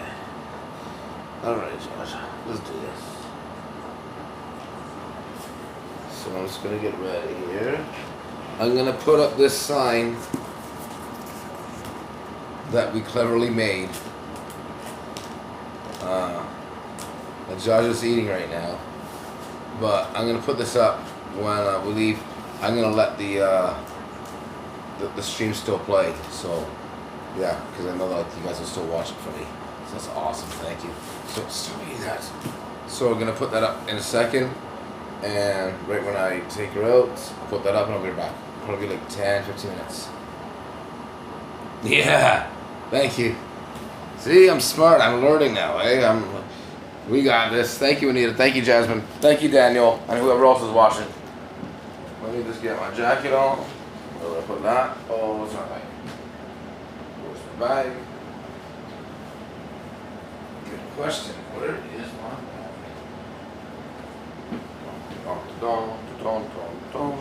Where is what the heck? How did what is so amazing? So it's probably here. Where did the bag go? The bag has vanished. Joshua, where did the bag go? Stop leaving your reach. Okay. Bye. Joshua, where'd you put my backpack?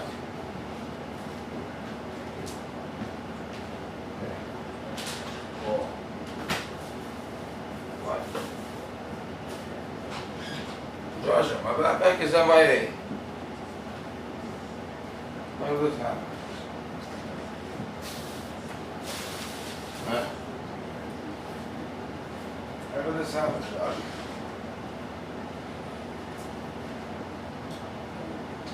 What?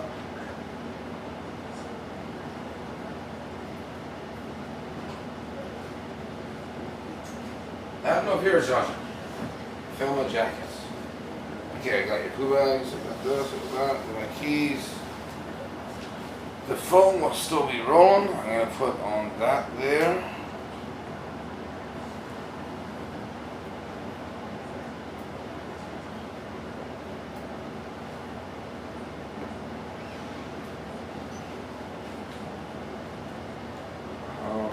What else do I need, Josh? This, that, and the other. Okay. So, we're going to set this up nicely for everybody. I'm going to put back this. I'm going to move you. Okay. We'll be right back. I'm going to put this right there. Does that look okay? DRB? Can you read it? Okay. We'll be right back, okay?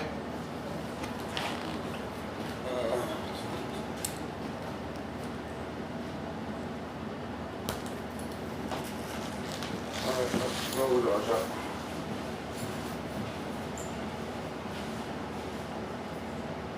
Food, come back.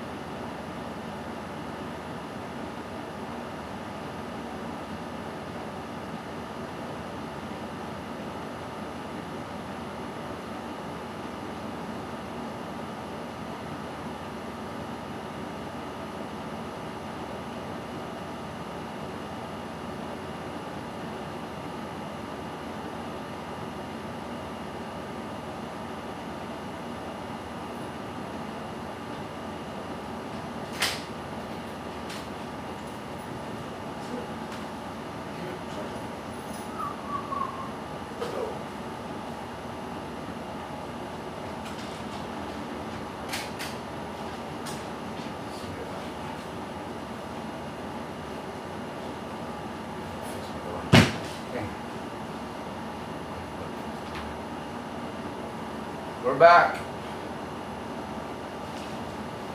Give me a minute. That was great. It was easy.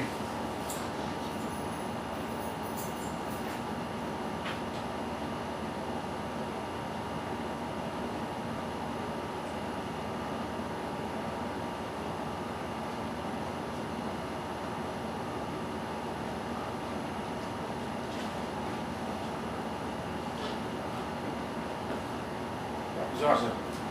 Here, here. Hey, that's some food. Here. Zsa Zsa. Want this? Here. There's some food. Manja, manja, I know. Need some water. Let's go.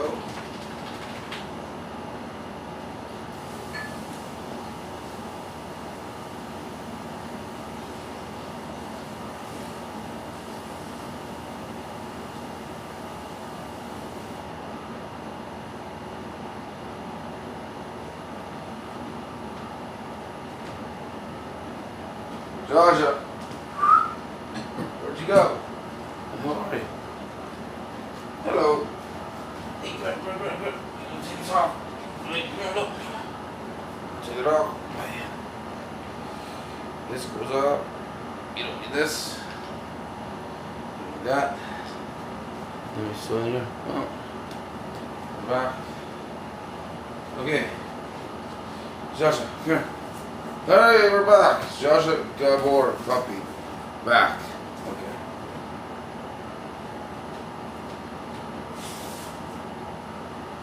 Here. You hungry? Thirsty? Have some water. Here, water. Drink. Eat food. Be merry. Be happy. No? You just want to come here? You're not hungry? Why aren't you hungry? Oh yeah, your wipes. Here, Zsa Zsa. Here, wipes. Okay. All right. These are wipes. I'm not gonna do it on camera. I'm not gonna embarrass her.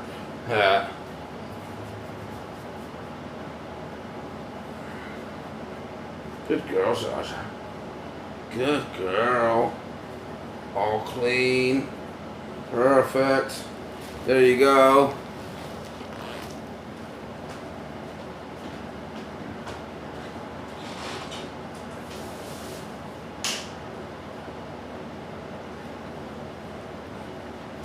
Okay, I'm gonna wash my hands with Zsa Zsa.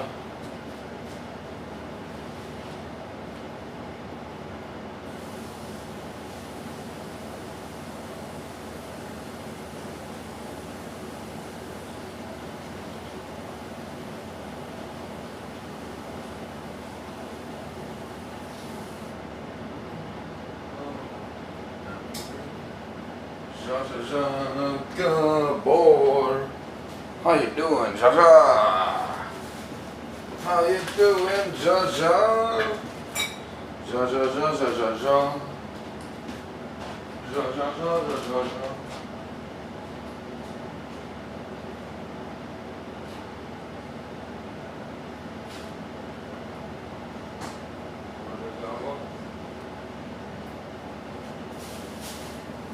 Zsa Zsa Zsa. Zsa Zsa Zsa Zsa. Zsa Zsa Zsa Zsa Zsa. Oh, it's back, Zsa Zsa. You're back on the television. Yay!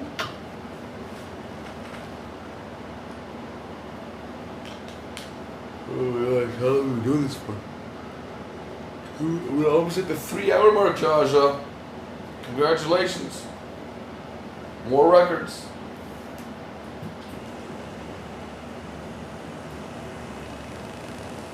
Oh man.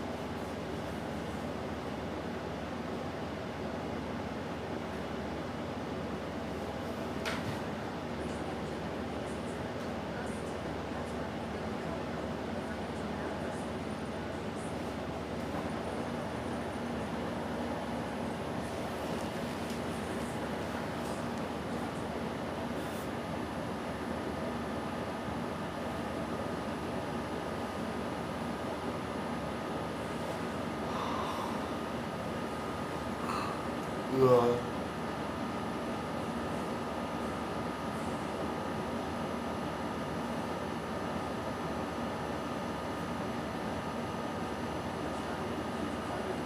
to think about. It's very cool that I'm still around to this day somehow. I'm the uncle of the YWC, I guess. But obviously in that time, so much has happened in the YWC or the YouTube wrestling community. So many new channels have came into the community and started making wrestling content. So many channels have disappeared and vanished, and that's what I'm here to talk about today. Obviously this isn't a thing exclusive to the YouTube wrestling community, but YouTubers are always coming and going, they're always moving on to the next thing, or sometimes just completely disappearing as a whole, and you're left wondering where a YouTuber that you used to watch just suddenly vanished to.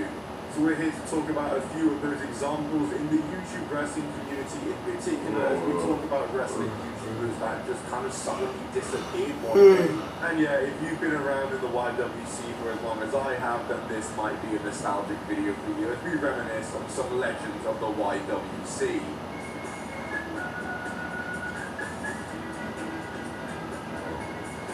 So yeah, the first one, as you can see, is a pretty obvious one to talk about here, one that you probably already know about already, so it's not really an official entry on this list. That is Adam Pacitti, former What Culture Pro Wrestling General Manager, as he would call himself. Adam Pacitti recently left the YouTube wrestling scene. There was an announcement video on the Cultaholic channel. I'm liking this thing more and more now. Very sad. The emoji icon thing. I don't know why. It's funny. Don't go crazy. Come on. Let's try to sleep. Let's not try to kill my hand tonight. It's such a good day. Doing so good today. So good. Oh, it's now going to be almost 24 hours of no accidents today in the house. We had one at 5 in the morning. Right after, other than that, we'll be approaching a 2.5 hour mark, and that'll be of a no accident day. So we'll start the ball moving again. So that'll be one full day, right, Zsa Zsa? We can make it 2. We can make a record. 2 days, no accidents. That'll be good. Make sure to take you out on time on everything.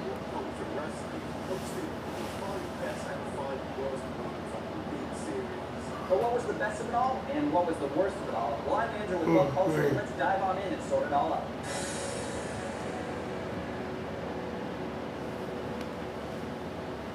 The series at that time in 2016, I actually remember getting a fair bit of backlash from the What Culture wrestling fandom, mainly due to the fact that he was American and like the only American host on the channel, which, come on guys, I actually enjoyed that series. Another What Culture host you might remember is Susie, who used to host the Susano section, which went for 4 episodes on the What Culture wrestling YouTube channel. I do Rivera on YouTube comments. Okay, but I want to see Susie. Put her in a segment on the channel. Well, ask me shall receive. I'm Susie from WhatCulture.com, and this is the Susano section. Obviously, whilst the likes of other What Culture hosts being on to other projects like Cultaholic, it seems as though Susie has left the wrestling bubble, and Andrew Sojek appeared to leave What Culture in 2019, probably onto other projects. Listen, I should probably stress enough, I can never blame anyone for wanting to leave the wrestling bubble. Not at all.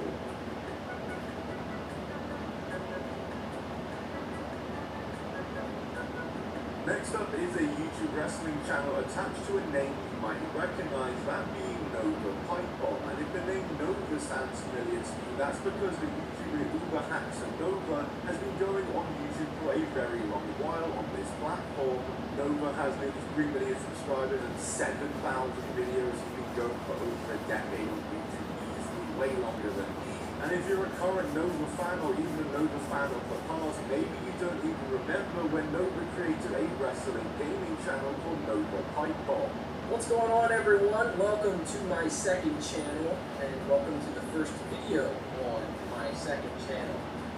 In this video, I'm just going to be pretty much doing a exhibition match on Day of Reckoning 2, but the main purpose of this video is going to be for you guys to let me know what you guys would like to see going forward in this channel.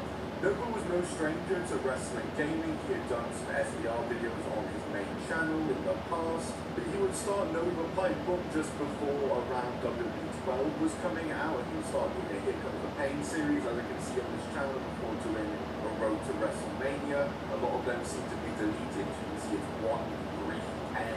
It seems like he completed WWE 12. I'm gonna guess he managed to complete WWE 13 Attitude Era, and then he didn't do anything for 2K14, and then he returned for 2K15, and I'm gonna take a wild guess that he only did 4 episodes and didn't finish any series here. Nova Pipe Bomb probably just goes down as a forgotten side channel of Uber Hansen Nova, and it's been nearly 10 years since he uploaded to this channel. What happened to Nova Pipe Bomb? He fucking died, dude. What do you mean, what happened? There was a big conspiracy. WWE fucking came down on me. They threatened to sue me if I didn't stop uploading to the channel.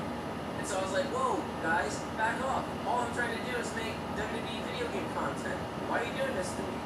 And then Vince McMahon himself sent me a letter, and he was like, fuck you, pal.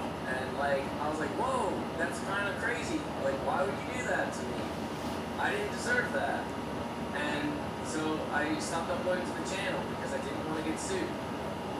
But you probably not believe it if I told you that for the time 10 years ago, having 100k subscribers on the YouTube Wrestling Gaming channel meant you were one of the top dogs. So it's mad to see how much the community has grown and changed since then. That yes to credit from Capital One, you allowed me to.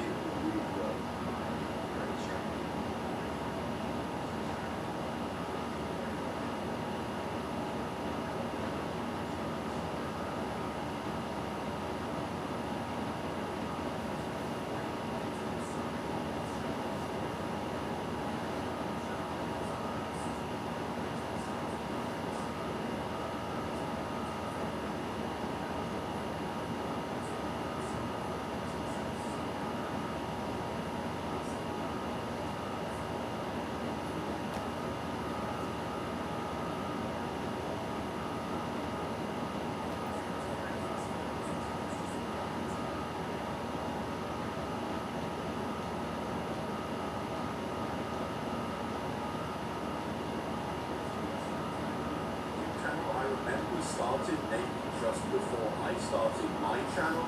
YT Wrestling Facts was a list wrestling YouTuber, which was obviously very common for the time. That's literally how my channel formed.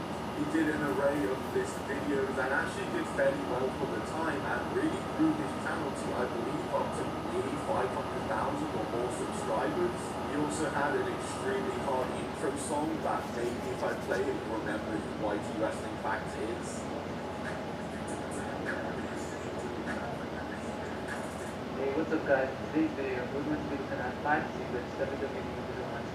Yeah, at a certain point the YT Wrestling Facts channel slowed down in uploads. They were only maybe doing a couple of videos per year before the channel just completely got deleted and now no longer exists. I've not been able to find any archive of the channel on the way back machine either, and YT Wrestling Facts more or less just completely disappeared from YouTube completely. There is actually a YT Wrestling Facts Daily Motion with all his old videos on there, so this must be lost media right here, I guess, and that's just been uncovered. But this is what is remaining of YT Wrestling Facts, aka HBS, a 500k subscriber wrestling YouTube channel that just vanished into the abyss.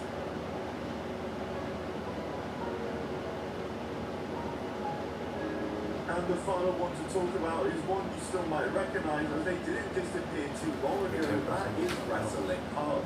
Wrestling Hub began their channel in 2016, a few months after I began my YouTube channel. They were at first doing list videos about miscellaneous topics, as we see billionaires who lost their fortunes, most expensive homes in the world, mind-blowing facts about Bugatti, but they were also mixing in the typical wrestling content at the time, mystical content. Your thing WWE wants you to forget about Formula was an absolute game changer for that time, by the way.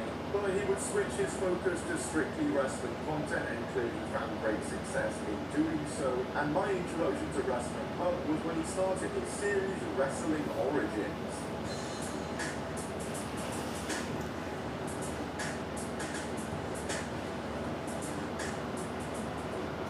What's up, everybody, and welcome to a brand new series here at Wrestling Hub called Wrestling Origins.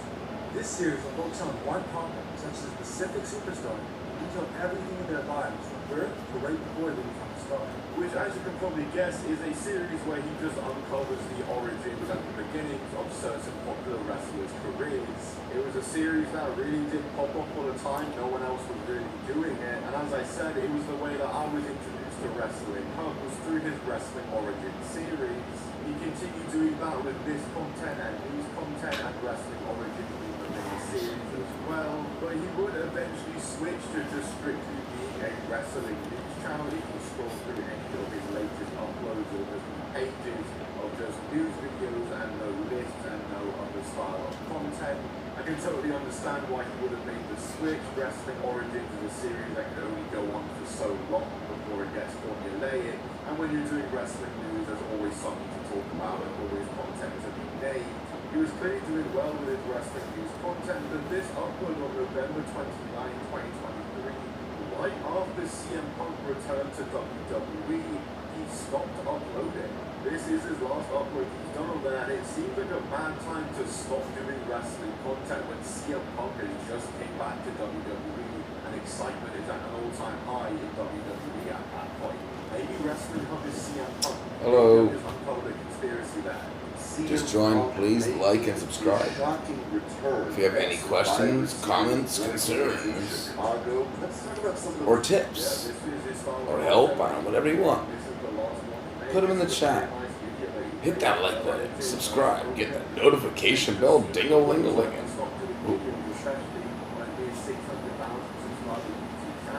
Yeah, another one where it's just mad to see him disappear because I've been there and seen Wrestling Hub since 2016, since he was doing the Wrestling Origins videos, and to see Wrestling videos like this just disappearing, it's kind of sad in a way. But yeah, obviously for Wrestling Hub and everyone else on this list, I can only wish them the best in everything they're doing, and as I said before, I totally can understand anyone who isn't watching wrestling anymore or wants to step away from wrestling. It is so easy to get burnt out of wrestling. But yeah, those are just some of the wrestling YouTubers I could think of that have vanished off the platform in the last decade or so. If you can think of anyone else, leave them down below in the comments, and if you enjoyed this style of video and want to see another one, including your picks, then let me know. I don't know if this will go well or not. Yeah, I really don't know if this is a good video format or if you guys enjoyed this or not. So let me know. Leave some feedback in the comments, leave a like if you enjoyed, and subscribe notifications on so you never miss a video.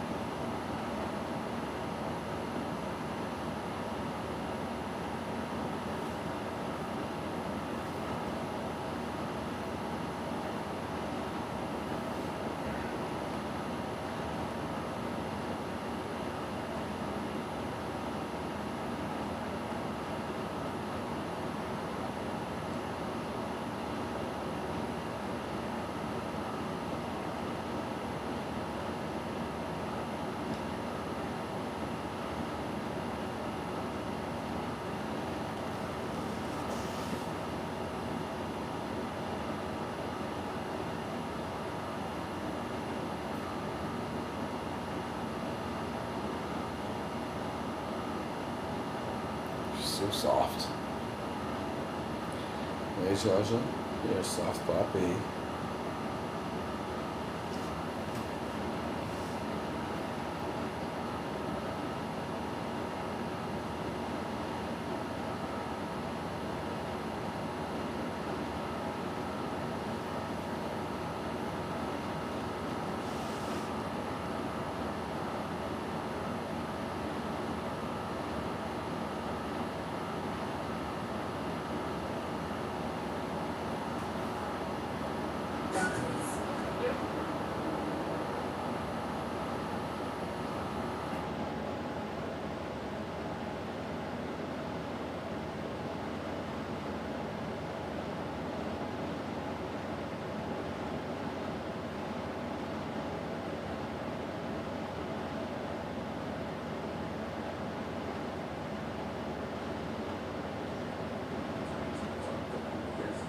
Back to the company at this past weekend's SummerSlam event to end the show and confront John Cena in one of the most shocking WWE moments in a very long time. It's a moment that I myself personally called was Zsa Zsa, we did it. We're at the 3-hour mark. 3 hours, Zsa Zsa. You've been sleeping and dreaming and streaming for 3 hours. Oh, you're right. I took her out right away when she went out. She peed, she pooped, and then she turned right around. She said, "Let's go in." So, yeah. So she's gonna be good for the night.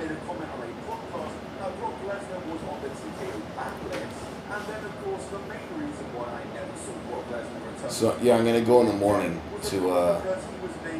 I think one of the things I'm gonna drop her off at my friends, and then I'm gonna go down to the courthouse, and then when I come back up, because the Pet Value is right at the bottom of the street where we live, so I'll just hit the Pet Value first, and then walk up with stuff to home. Yeah. But it's also getting a lot of backlash with many people unhappy. He is being brought back in the midst of this lawsuit, which yes, this lawsuit is still ongoing. Somehow there's a common misconception that the lawsuit has been dropped. Look how fast that steps back, see? Very healthy. Skin, pull up, boom. Goes back right away. The elastic is working. Non-dehydrated. Very hydrated, very smart puppy, drinking a lot of water all the time. Even at the dog park, she drinks tons of water there. She's always going to the bowl, like when she's running around, and like she's like, you can tell that like she's gassed out. Oh yeah, right when like you can tell that she's all gassed out, she goes right back to the water bowl. It's odd, like you hit the button, it fills it up. It's pretty cool. You saw the dachshund splashing water out of it, but yeah, she goes right back to the bowl, and just like drinks water. She drinks tons of water, and she knows now. She's smart. So before, like always now, it just seems to be that every time that we're out for a walk, or we're not like for like a long walk, right? Like say we go to the park or whatever, boom boom. When right before we get home, right? Like, cause there's this big island in the back, like that separates the traffic, whatever. It's a really cool thing. I should take a video of it. So she'll stop on the island and take a pee there, because she knows like we're close to home. She's like, okay, gotta go before I go inside. So yeah, she's doing that, which is amazing. Somehow she's taught herself that she has to take a pee before she goes inside after her big walk in the park, because she fills herself up. She fills herself up with a ton of water, and sometimes it's not even a big pee. It's just like she's like, okay, let me do what I can. So she's smart. She knows what she's doing.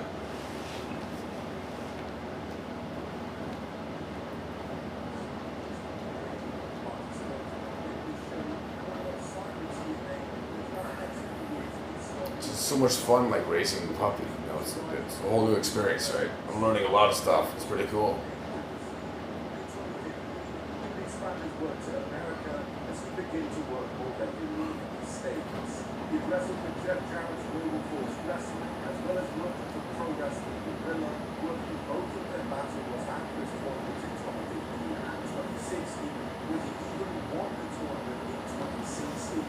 And that same year in 2016, Marky Stern would sign with Ring of Honor, and this is where his career would really take off, as he was part of Ring of Honor through a really big era for the company, where the Bullet Club were running the show. Marky Stern quickly won the Ring of Honor TV title before the year ended. Then the next year in 2017, he was revealed to be the newest member of the Bullet Club, and being part of the Bullet Club was huge for Marty, as this was the final of the Bullet Club, with the shirts up on topic and the front robots out, and talks of them holding their own clubbing show in Chicago, which they of course did. It was of course called Berlin, and of course it took place in 2018 to a sold-out crowd at the Sears Center, which all seemed unprecedented at the time. Stern was part of that show, losing to Okada in the co-main event when the longest bout of the card, and this show was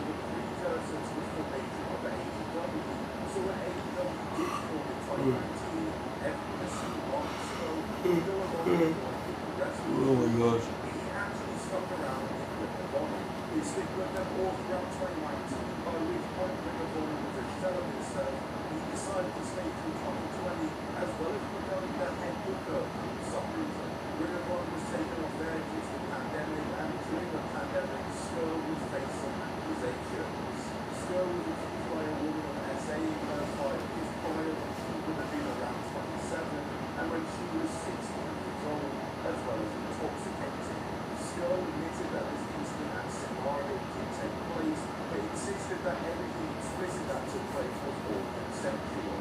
Ring of Honor launched their own investigation into it, and when Ring of Honor did eventually return to air, Marty Skull didn't return along with them, as his profile was removed from Ring of Honor in October 2020, and then mutually departed in January of 2021.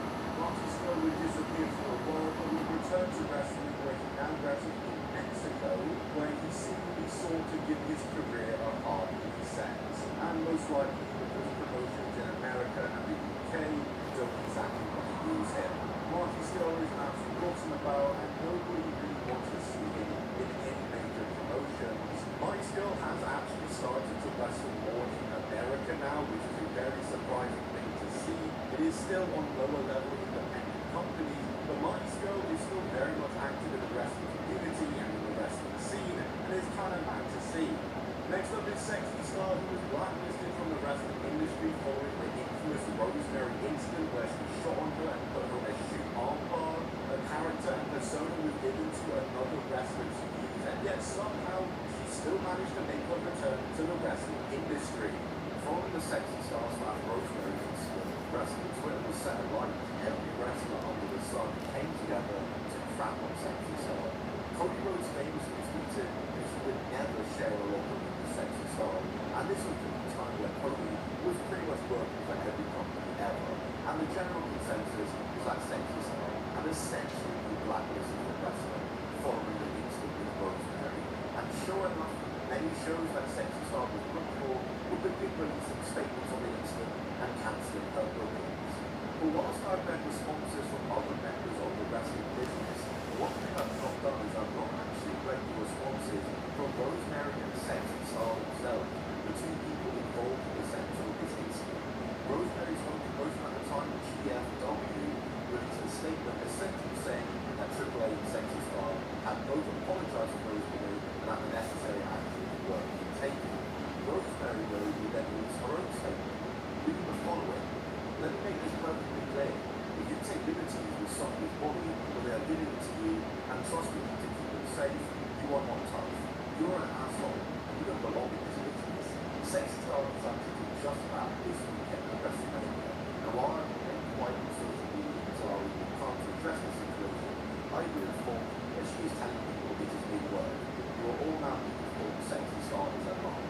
She was a liar in a locker room when she was forced to apologize and instead cooked up some BS excuse that she didn't know, and she is a liar now.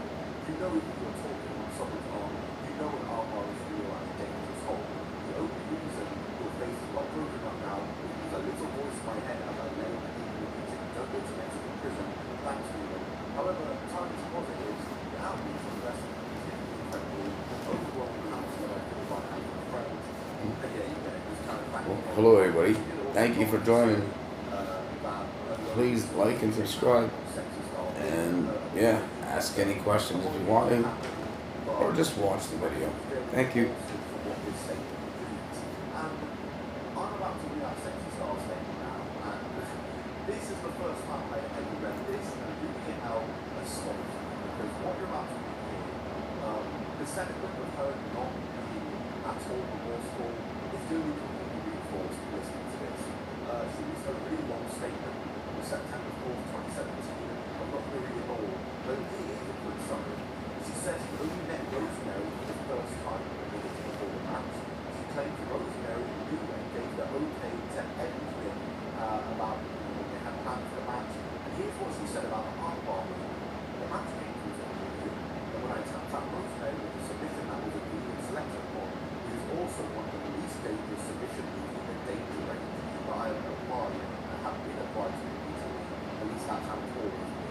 Essentially, to kind of downplay the armbar.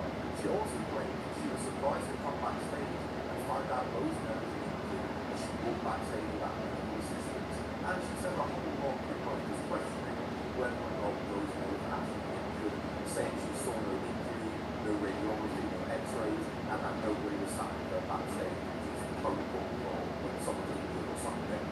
yes, she does insist that the armbar she put on Rosemary was not a shoot one.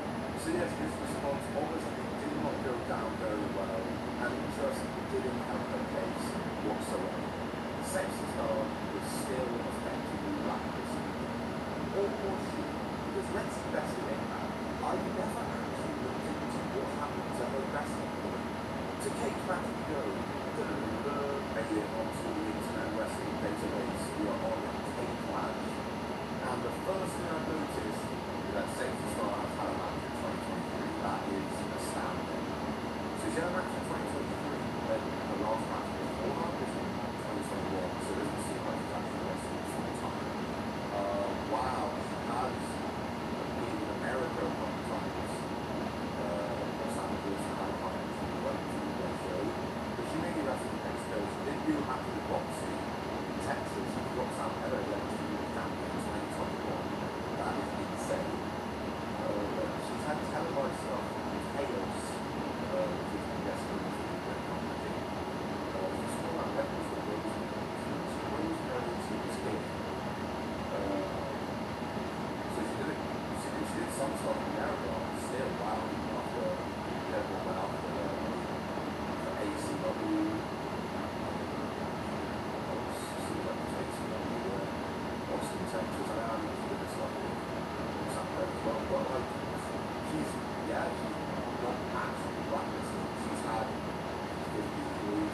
2 matches since the Road Night, and she's saying, what? I haven't actually managed to find a big match. It's still based on 2019. This is with Chaos Victory, it's Christian James, and Sexy Dulce. I believe she's the blonde one.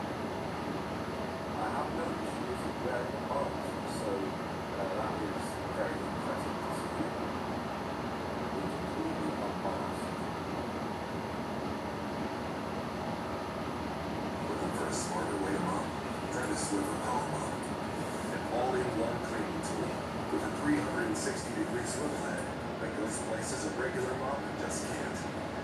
Swiver Power Mop. Love it or your money back.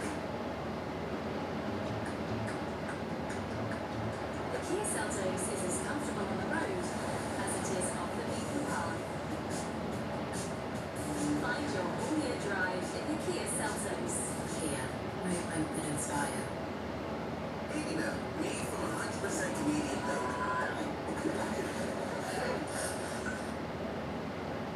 Inoculant ointments replace dry skin 2 times faster on hands, heels, and lips. 7 Series was never just made for mountains. It was made for those who know the value of risk. For 2.5 decades, its innovation has been validated by athlete breakthroughs as they redefine the limits of human potential. This is 25 years of relentless pursuit. Completely unmasked. You might have also noticed that her name was Sexy Dulce, not Sexy Star. It used to be, and that is because Sexy Star is back in AAA. And because the Sexy Star character is now being played by someone else. So the original Sexy Star and now Sexy Dulce, it is so over. Like they are never coming back to AAA at that point. Since the Rosemary incident, Sexy Star has taken refuge in a different sport. In fact, 2 different sports, boxing and MMA. In fact, prior to the Rosemary incident, she was already 2-0 in boxing, having 2 unanimous decision wins. And since then, she's had 3 more boxing fights, all of which she's won. 1 by majority decision, 1 by TKO, and 1 by unanimous decision. She's also had 3 MMA fights in which she is 2-1. Her most recent taking place in Miami, Florida, in April of 2021, which was her first loss where she was defeated in round 2 by TKO. So points like Kate Match, Sexy Star has had 1 match this year, whether she's had more that I don't know about, it also seems as though there's a big gap between her match this year and her match before that. So whether she's going to be a full-time wrestler ever again, or if she even is a full-time wrestler at this point, is completely unknown to me. It does look as though Sexy Dulce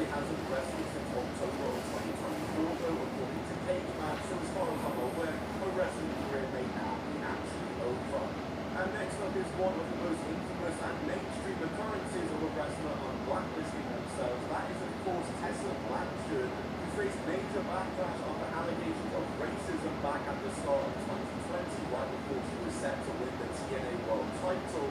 She would, of course, still win the title anyway, despite the backlash, and she was fired from TNA months later due to not returning the belt during the pandemic, not because of racism, but because of blacks. And Tessa Blanchard has had many attempted returns back to wrestling and has now actually successfully succeeded in returning back to TNA, having been there since the start of this year now.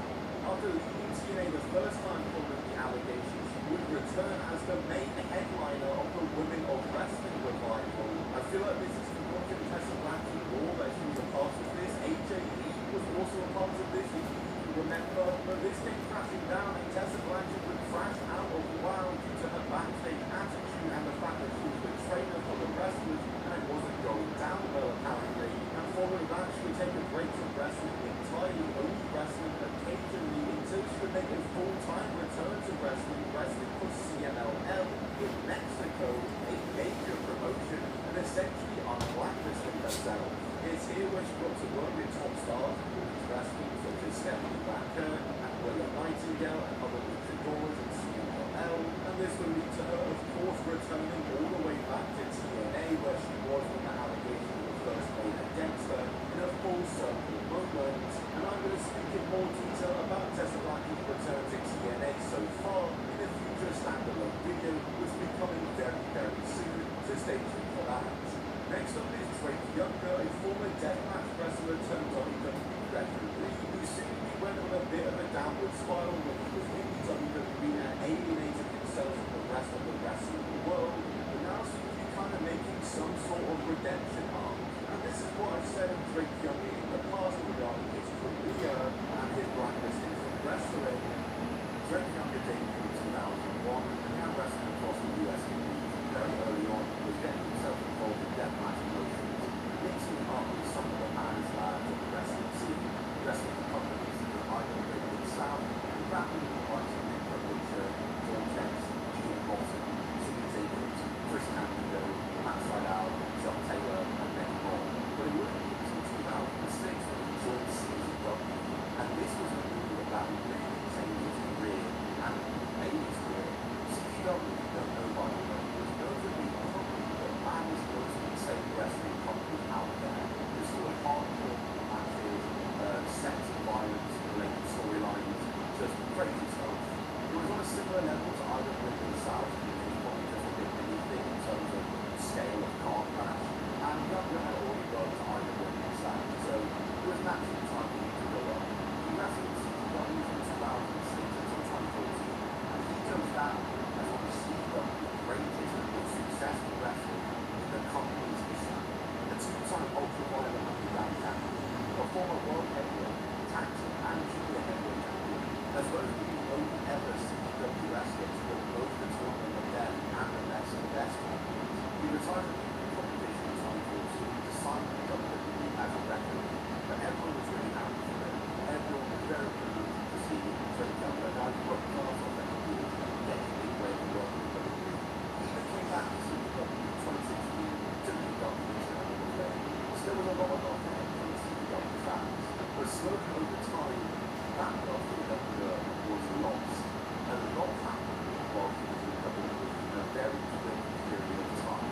At some point during his tenure in WWE, Drake became linked to the far right view, few or not, but tensions with Drake were to a boiling point in WWE during the pandemic. It was a very chaotic time in WWE, and it didn't seem like he made it much better. He became involved in a series of controversies in regards to his conduct and alleged political beliefs. He was shown to have attended super teams or school county board meetings, where he would make unsubstantiated arguments against mandated mask wearing,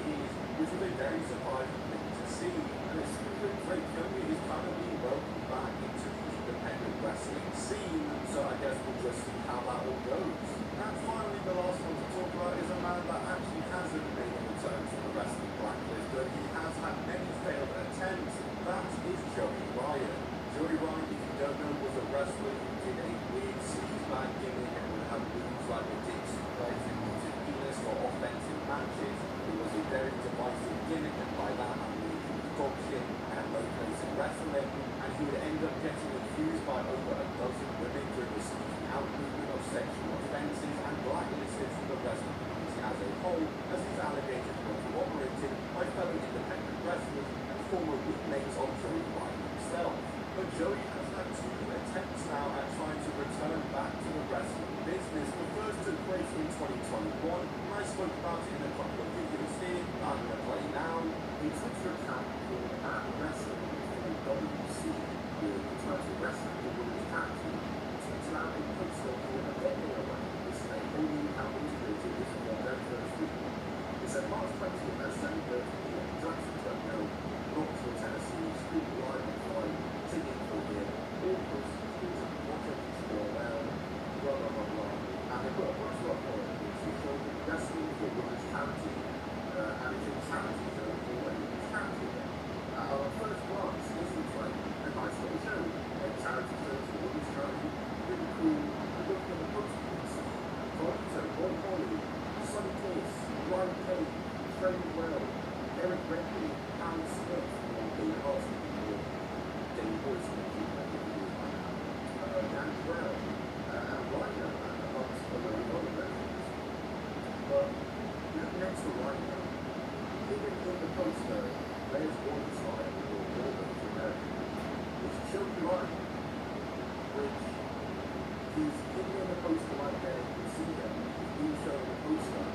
And this obviously got a lot of people talking. Every independent wrestler is what I say. Purposely not informing involved talent is also disgusting. Also in reference saying that it's basically saying that alleging that talent were not performed of Joey Ryan on the show. And that was one of the questions we asked when they applied was why on earth are people working with Joey Ryan? And the other question was why on earth are people booking Joey Ryan? Well, it got uncovered on Wrestling for Women's Charity tickets page. The contact details show the owner of the event, Bar Wrestling. If you've never heard of Bar Wrestling, that is the promotion that Joey Ryan founded and used to run before it closed down because of the allegations made against him. So Joey Ryan is the one running this show. You see, people started to notice this, started pointing out Tony Khan, the ended up getting into what I'm saying. If Joey Ryan's going to invite people over there, I'll gladly donate to the charity run. To which he followed up saying, wait, who's behind this? There is this charity people will kill. And if you look closer to the charity is a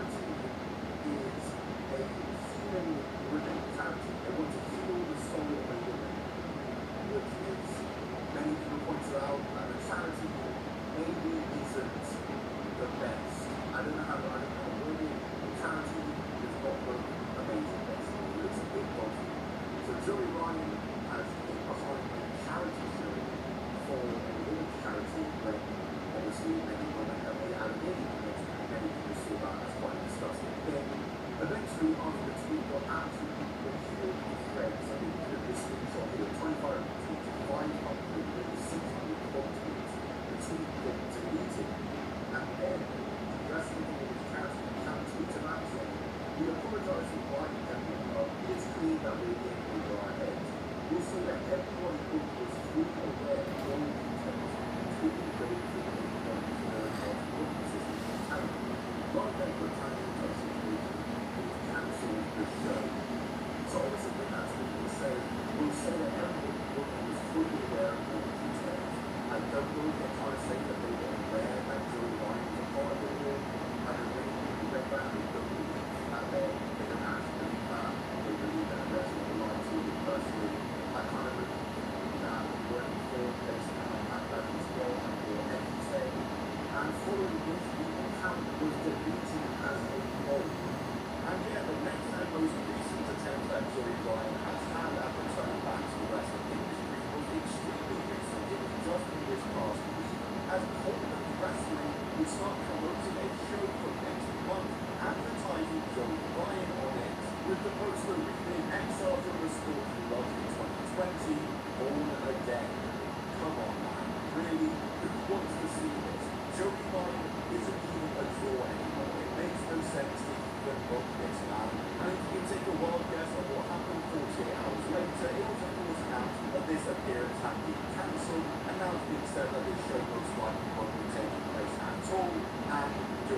Portland Wrestling got a mixed backlash from this, and Prestige Wrestling, an actual World Integrated Wrestling company, would announce a show on the same day as that called the FJR.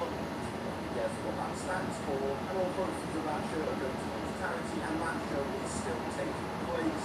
So go and support that show, and I'll see you all in 3 years when Joey Ryan inevitably tries to become reborn in wrestling again. Watch me buy Ethereum in 14 seconds on Kraken.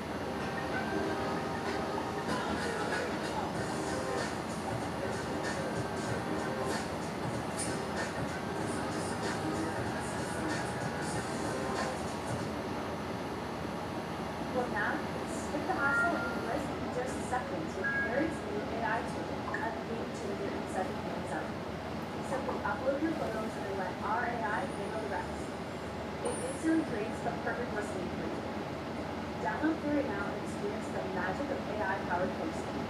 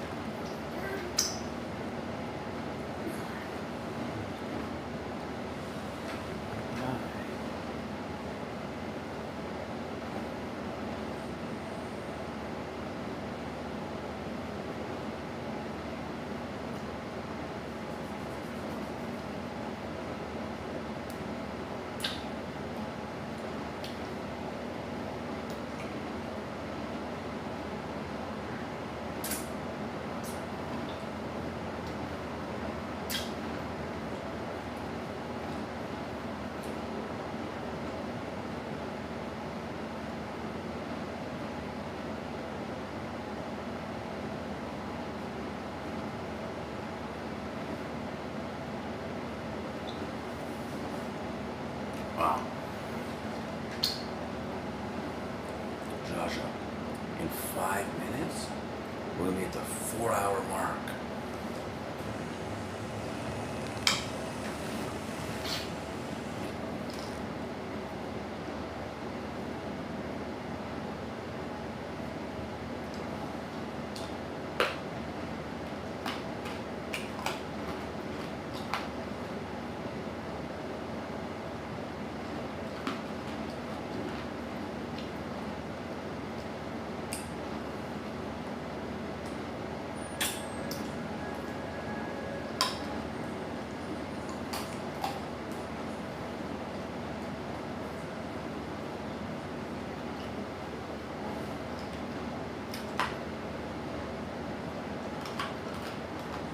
With Jobber to fired in just moments, and sometimes it's entirely the fault of the wrestler themselves when that happens. And today we're going to discuss a few of those cases.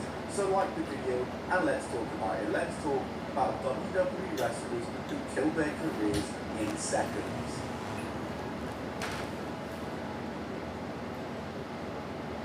Paul London signed to WWE in mid-2003, having spent the last few years making a name for himself on the indie scene, mainly in Ring of Honor. He started working dark matches and working in OVW before being called up to SmackDown on October 9th, where he would debut against Brock Lesnar in a WWE Championship match, and you can probably guess how this went. And Lesnar would be at London post-match until a fellow jobber called Spanky would make the save. And this would be the start of a tag team between Paul London and the aforementioned Spanky, as they would team up on Velocity, but Spanky would leave the WWE in January 2004, disbanding the team. For now, and he'd start tag team with Billy Kidman instead, and after only a few months they would win the WWE Tag Team Championships in July, and they defended the titles against the Dudleys and the Bastions, before losing the titles to Rene Dupree and Kento Suzuki in September after just 2 months after Kidman turned on London. This led to the two feuding with each other and Kidman beating London at No Mercy and London being written off TV due to injury. He returned at the end of the year and would join up in the Cruiserweight division, where once again, fairly quickly, he rose up to the top of the division, winning the Cruiserweight title on March 31st, 2005, and he had a decent reign, where it lasted just over 4 months as he feuded with Chavo Guerrero and the Mexicals throughout his reign, before losing it to Knoxville in the Velocity episode. A decision that was probably not the original plan, but had been changed as Paul London had recently broken his nose after a botched 450 splash that was landed on him. About that later. And after that, it was straight into another division to quickly rise to the top of, as Paul London returned to the tag division and Spanky was back too, and under his new ring name of Brian Kendrick. Paul London and Brian Kendrick began teaming in December 2005, and it took them only 5 months to rise up through the tag division, picking up wins before they eventually won the tag titles from MNM at Judgment Day in May 2006. And Kendrick and London would have a generational tag title run here, and I mean generational. This tag title run lasted 332 days. They defended against the likes of the Hardys, the Pitbulls, Deuce and Domino, and more, before finally losing them in April of 2007. And this would be the longest tag title reign in WWE history, before the New Day break that record just under a decade later. And following the end of this reign, London pretty much just became a jobber, and things would get even worse when Paul London supposedly killed his career by simply smiling in a backstage segment with Vince McMahon. I'm sure you might have heard this story before, but there was that angle back in 2007, the infamous Vince McMahon limo explosion angle, where just before he gets into the limo, he's walking throughout the locker room, and all the wrestlers are shown staring at Vince McMahon, and Paul London distinctively has a big smile on his face. And according to Paul London, he already had been backstage, and when that smile incident happened, it made things worse and was a catalyst for his eventual WWE release in 2008, which came after London had spent the better part of a year jobbing out, and him and Kendrick had been split up, with Kendrick starting his own run. And after leaving WWE, Paul London did various shoot interviews, burning pretty much every bridge and any chance he had of ever returning to the WWE.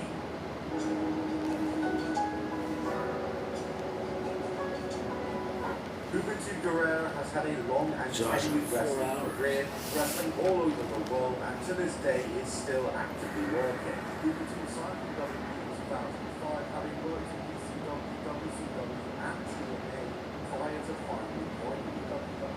He was able to SmackDown in June and would quickly form the Mexican stable alongside Super Crazy and Psychosis. The Mexicans will start off pretty chaotically as they were attacking wrestlers and they even got a pay-per-view win of the WWE World Order at Great American Bash. Yes, that was a real pay-per-view match, as well as two legit breaking forward with nose, hardcore, splat.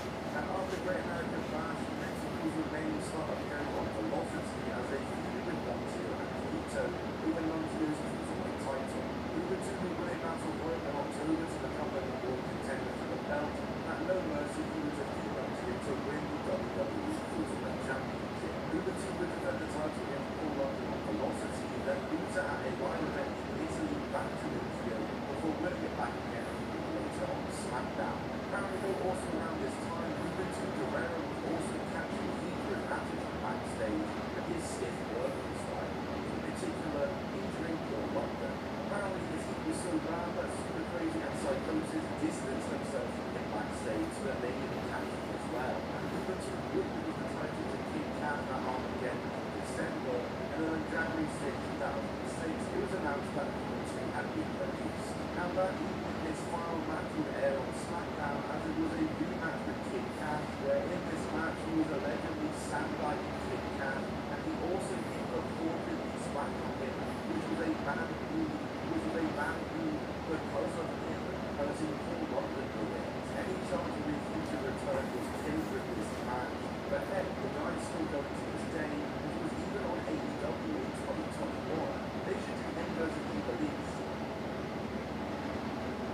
In 2007, Kevin Carney signed a developmental contract with WWE and would report to their developmental territory in Florida Championship Wrestling or FCW.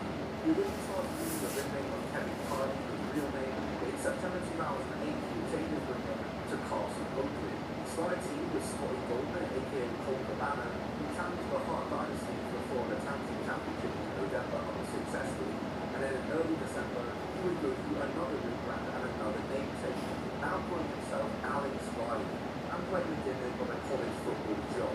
And while in FCW, Alex Riley would win the FCW Florida Heavyweight Championship, defeating Justin Gabriel and Wade Barrett in the front match on March 18, 2010. He would hold the title until the July 22nd FCW tapings, and he lost the title to Mason Riley in the triple threat match, also involving Johnny Curtis. Those are some names and a half. On the June 8th episode of NXT and the premiere of Season 2 of NXT, Black WWE Game Show, Alex Riley would make his debut being thrown by The Miz. Alex Riley did pretty well for himself in the NXT Game Show. He ended up being the top heel rookie and would come third on the show behind Michael McGillicuddy and Caval. But despite not winning, he would join the main roster anyway, becoming The Miz's landing and The Miz's partner. And Riley actually ended up becoming a pretty big part of WWE television, mainly thanks to the fact that he was there during the time that The Miz cashed in his Money in the Bank briefcase to win the WWE title, and he was there during the Miz's championship reign. Heck, he even walked out with him during the main event of WrestleMania 27. Alex Riley was involved in the main event of WrestleMania. On the May 23rd episode of Raw, The Miz and Alex Riley's alliance came to an end. This was following The Miz losing the WWE Championship and waiting on Alex Riley, causing Riley to attack him and turn face in the process. The feud would blow up on Captain Punishment 2011. Remember that show? It was Riley defeating The Miz clean.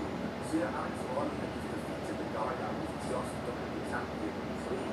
And from here, he was a top babyface on the Raw brand. Well, maybe not a top babyface, but he was wrestling up a big card, mixing up with some big names, and was pretty over with the fans who were there to him. However, Alex Riley could have come to an abrupt end.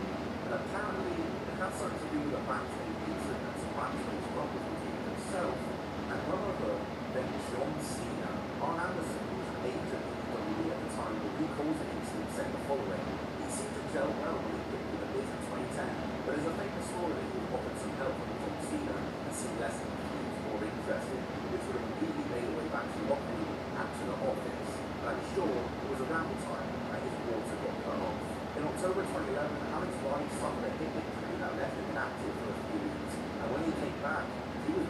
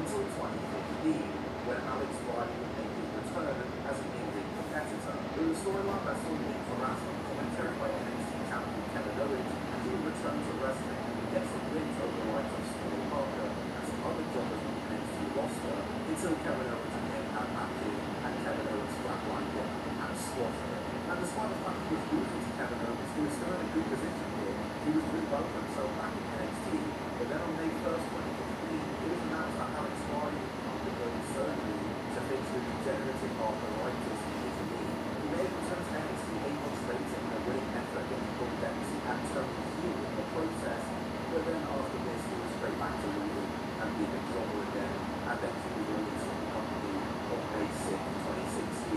After his release, Ryan went back to wrestling. He actually got an active role in the show below. He has made his return to wrestling, but is now working for the NWA, going under the name of the Red Green Kevin Hart. Oh, and of course, who can forget Holy Grail? My God, what a incredible thing that was.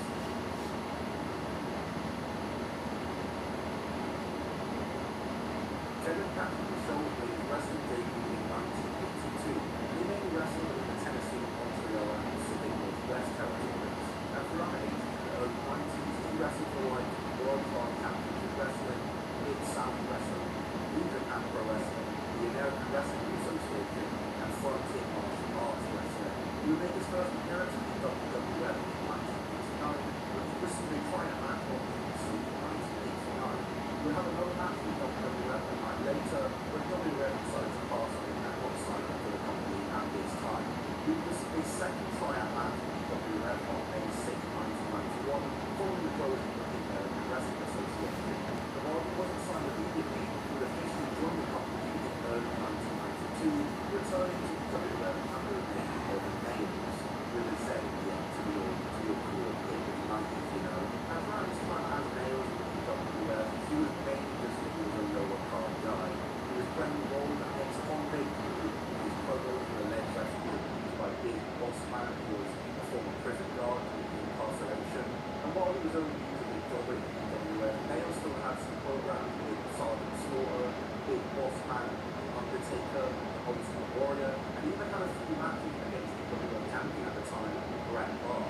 However, in December of 1992, he was released from his WWF contract after an incident in which he attacked Vince McMahon in his office. Bret Hart recalls the incident in his autobiography, and apparently the entire thing came from a financial dispute. Supposedly, Nails cornered Vince in his office and screamed at him for 15 minutes, and says that while he was just down the hall from the office, he heard a loud crash, which was the sound of Nails knocking Vince over his chair and choking him out.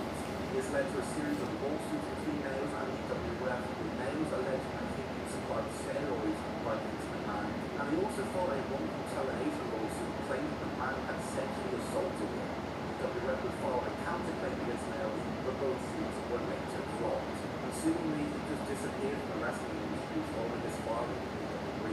The only record of any match I can find from Nails from Cage Match on the 25th of August 2001 at an independent wrestling show, and he was defeated by Matt Burns. This was seemingly his last ever wrestling match.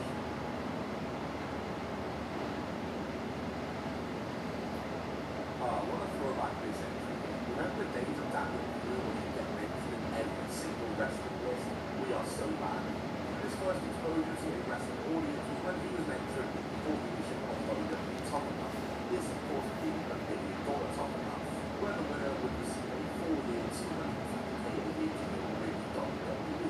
And unlike the previous season of Top Enough, where WWE was just its own standalone reality TV series, the $1 million Top Enough was just a weekly segment on SmackDown. And among the contestants on $1 million Top Enough were Ryan Hughes, who would go on to become Ryback, Michael Zan, and of course, Daniel Kuda, amongst others. Kuda was a standout on the show for the fact he was an ex-MMA fighter, somehow often brought up by other wrestlers and comedians on the show. One of the side effects of Top Enough in the SmackDown role, which is quite obvious, was the fact that men over Sharon Montgomery and screen time with active members of the WWE roster and members of the SmackDown brand. And this often had a crossover with active members of the roster appearing in Top Enough segments, such as the time Big Show ran all down the locker room, or such as the time Kurt Angle challenged them all to a squat thrust competition. On the November 4th, 2004 episode of SmackDown, Kurt Angle would get involved in Top Enough and host a squat thrust contest, with the winner getting an amateur match against Kurt Angle as their prize. Chris Milwaukee won the contest as a result he got his match with Angle, with his ribs got broken and he was tapped out in just moments. Following this match, Angle thought he would then challenge Daniel Kuda to a match, given that Daniel Kuda had an MMA background and he was walking as he challenged him. Daniel Kuda, of course, accepted, the match was done, and very quickly, Daniel Kuda gained control of Kurt Angle, but he locked in a Kimura lock on Kurt Angle's arm. A Kimura lock that sure as hell was about to break Kurt Angle's arm until the referee had to intervene and count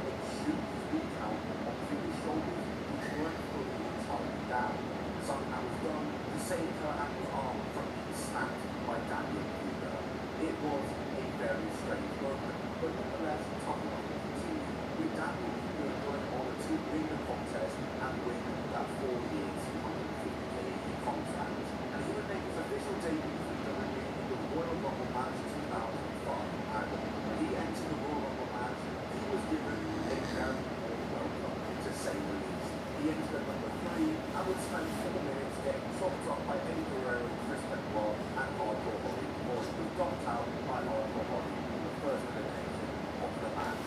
Just a complete burial for a day in WWE and a punishment for what he had done to Kurt Angle. And this would also end up being his final ever match on the WWE main roster. He was to go to OVW for developmental purposes, but he would only last 8 months later before he was released from his contract and was never seen again in the WWE.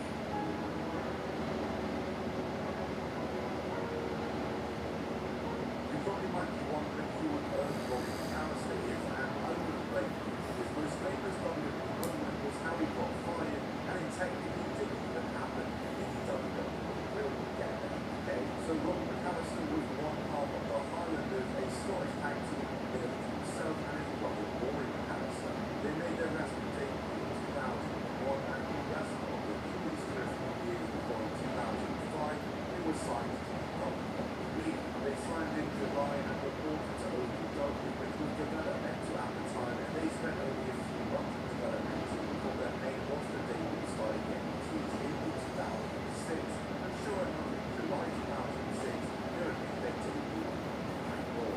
And they're going a bit of a win streak, as for the next 3 weeks they would squat on their tag team weekly until they got a title shot at the Spirit Squad, and when they lost that match, they would promise the rest of their careers. They became very rare to see them win, unless it was on heels. They literally had 3 weeks of wins, and WWE were like, yeah, nah, we're going to win. On another note though, this era's tag division sounded absolutely great. The Highlanders versus the Spirit Squad for the titles were unbearable. And the Highlanders did nothing for the next 2 years in WWE except for jobbing, with their appearances mainly coming from heat and their Raw appearances being their relocation. But WWE still kept them around regardless, and they still had a job with the company, even if they were jobbing. They were clearly seen as useful in their general role. But in March of 2008, an incident would take place with Robbie that would destroy both of their WWE careers. On the 27th of March 2008, TNA were broadcasting an Impact episode, and Robbie McAllister was in attendance at the show. Of course, he's in the WWE. You know this, you know he was at the show, because he was shown on camera, live on TNA, and on TV. And reportedly, following his sighting at the TNA show, Robbie would receive an angry phone call from WWE officials ordering him to leave the show immediately. And as a result, he was made to miss WrestleMania that was in just a few weeks. He was squashed by JBL in a match that probably got booked in Wrestling Report, and 3 months later, him and his brother Rory were both fired. In showing up at TNA as largely blamed for what fired. So did he really know the team had probably known these two existed before Robbie showed up on TNA? And regardless of the results or not, the Highlanders still working on WWE. And after Robbie took the TNA and ultimately got the team fired, Robbie would continue to wrestle, even out of match of the series last month so he was resolved. He was never able to reach anywhere near WWE again, and TNA became the highest again. But come on now, that's what we could have done. This cheeseburger is only $4.99 right now. $4.99. Still the deal right now. Cheeseburgers are just $4.99 at A&W. Incoming dishes! Talk! Dawn Power Wash flies 99% of grease and brine in half the time. It absorbs grease 5 times faster. It even replaces multiple cleaning products. Ooh, those suds got game. Dawn Power Wash, the better grease get. In cybersecurity, every second counts. Hesitation is an option. Some false damage detection and response keeps your business protected 24/7. Slashing containment times from hours to mere minutes. Made for games of fetch and for everyday moments. Tylenol on Friday.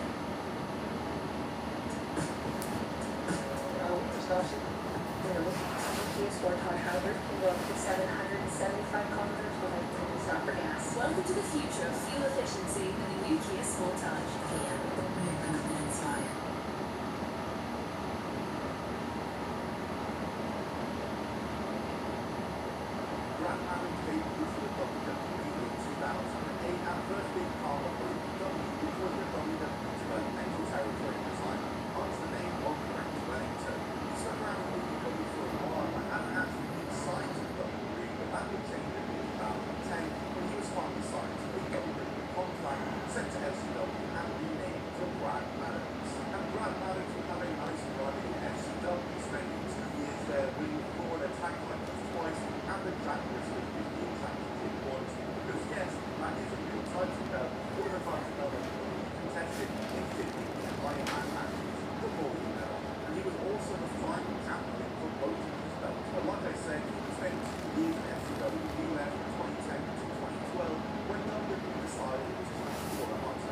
roster after SCW shut down. He was brought into the main roster in August 2012, but despite being a wrestler and wrestling for the WWE system for over 4 years now, WWE instead opted to use him as a referee instead. He would start refereeing random matches on TV and would of course be the referee for the CM Punk vs. Ryback match at Hell in a Cell 2012. He would be introduced to WWE fans after costing Ryback a win and the WWE title.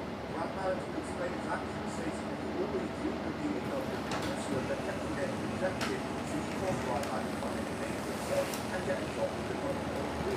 An interesting idea, but one that would ultimately be a bust, as Brad Maddox was presented as an after after this. He would start a storyline where he would hang around Raw and SmackDown trying to get a job and face his top star and fight for a contract, or just getting squashed. And after this concluded, WWE launched the next idea for Brad Maddox would be to make him the Raw assistant general manager to Vicky Guerrero, which they did on the February 2013 episode of Raw. However, he ultimately lasted only 4 months in this role, as in July he was promoted to the main general manager position. Brad Maddox though wasn't very memorable as Raw GM, and when the authority were introduced at SummerSlam in August just a month after, he criticized the King in his role and fizzled out as an authority figure after numerous attacks by Randy Orton and his quality. He would then be taken off TV entirely and only work exclusively house shows and dark matches, sticking around with the company all the way into November 2015 with only one match of main event and one of the Giant Battle Royal cameo being his only TV wrestling appearances. And that was before he was suddenly released from the company that month in November 2015. And people weren't surprised to see Brad Maddox was released, as clearly WWE had no plans for him, but the reason he was released was actually surprising, as reportedly he was released with the phrase "hockey bricks" in a program during a dark segment. A possible reason to fire someone, as not only was language like this not uncommon in the WWE, but it was also literally untelevised. Nobody saw it, but maybe WWE was just looking for an excuse to fire Brad Maddox. Ultimately though, Brad Maddox did pretty much nothing after the CM Punk Ryback match, and is perhaps best known for a series of leaked videos he was involved in, rather than his actual stints in WWE.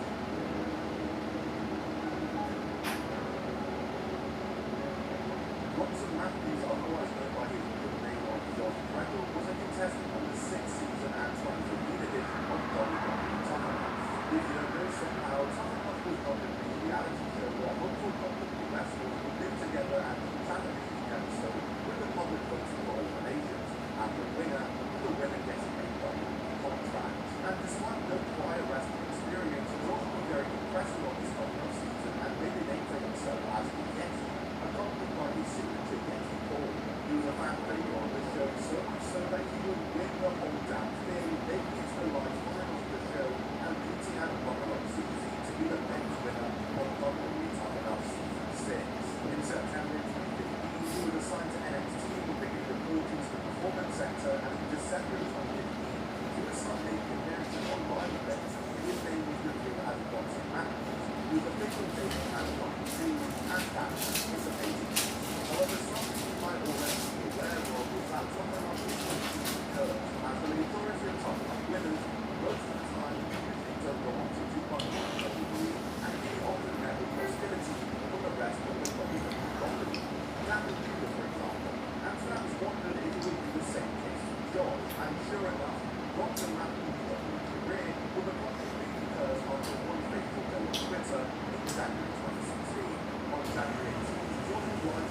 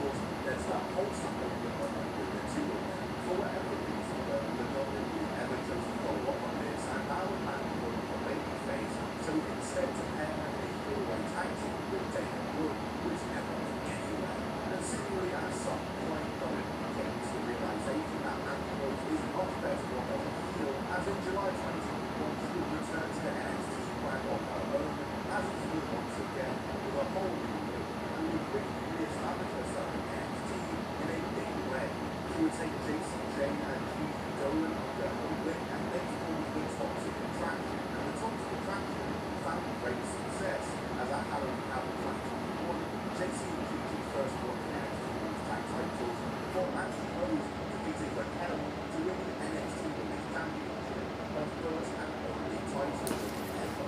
And Ashley Rose will have a long and very So I'm gonna go to sleep here soon. I'm gonna answer the email. I'll do it tomorrow, I promise, okay? I'm too tired now to just want to answer anything. But yeah, I'm gonna sign off here in about 5 minutes. And we're gonna hit the 4.5 hour mark. So we're tying our time, Zsa Zsa. New record.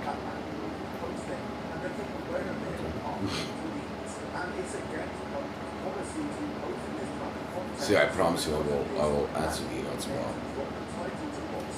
But yeah, we're gonna sign off in a few minutes here. I'm very tired. The place is open from 9 to 5 tomorrow, so I want to get to the... Where are you going? Whoa! Whoops. That's a good shot. There you go. That's a fun shot. Look at her receiving that. That's cool.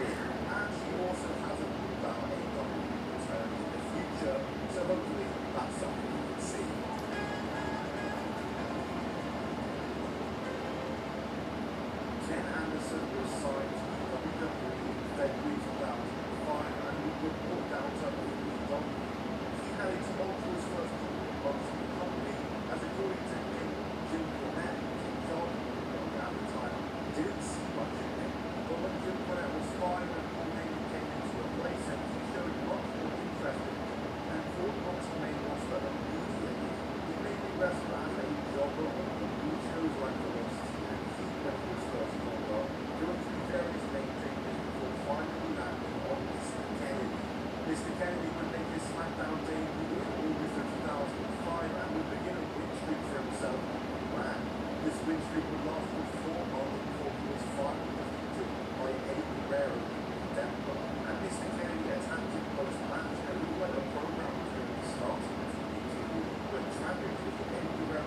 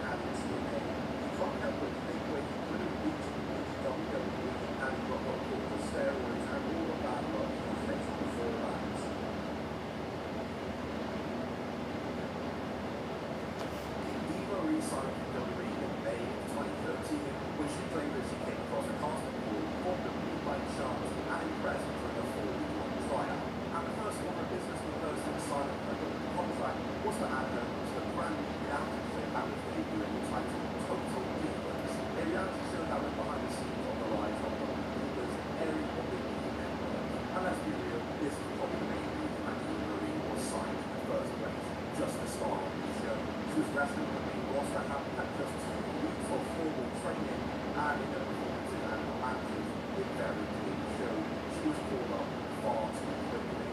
She mainly wrestled in tag matches and multi-person matches, battle royales, mids, or a multi-person tag team match, and the occasional time she did compete in a singles match, it usually wasn't the greatest. In November 2015, she would go active for a while due to injury, and during this time she would start training with Brian Kendrick. She would make a return to the ring, this time in NXT in June of 2015, and she seemed to have a bit of skill behind her. She was clearly a lot better wrestler. Still not great, but she actually started to get into some reaction from the full sale crowd. That was until she had a match with Kenny in which she forgot to kick out and the referee had to stop at the crowd, and you could tell as she forgot to kick out, the crowd turned on her and was kind of over her NXT from there. She did have the mind to remind that her lead for the title against Bailey and Asuka, but she was never to win the NXT Championship, and she was pulled back up to the main roster in 2016. She was brought to SmackDown in 2016 SmackDown as well, and she became a character in SmackDown where it was quite interesting. She was playing a heel who was just finding any excuse to not appear for her matches, whether it were a water malfunction, being stuck in traffic, or anything. Equally was finding excuse not to be in a match. She was scheduled to be on the 6-woman tag match at that SummerSlam event.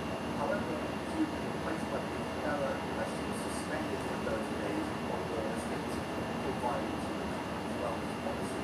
Ebro claimed that she tested positive for animal and she was restricted for medication, but she is completely working after the deadline and has caused some activities with her husband toward the WWE, which is probably common for a woman. And yeah, she never appeared for WWE ever again after suspension. She actually stayed within the company for close to a year after before she announced in August 4, 2017 that she had passed away from the WWE. Sensationally, she actually returned to WWE in 2021. However, this run did not last very long. It was very much inspired to not with winning without warning, and she was released that same year from WrestleMania due to the pandemic. Though to this day is expressing interest in a return again to WWE, and if it did happen, to be honest, I would be very surprised. I'm all back for tracking, and crypto is the place to be right now. It's on fire.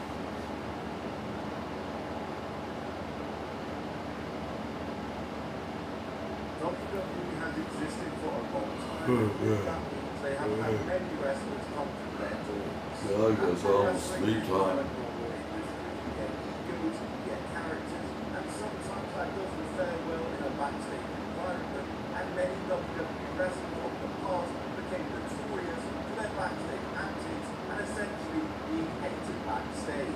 Whether that's by other wrestlers of the WWE or by the WWE team or officials, like it's explained right now, as today we're going to talk about WWE wrestlers who were hated backstage.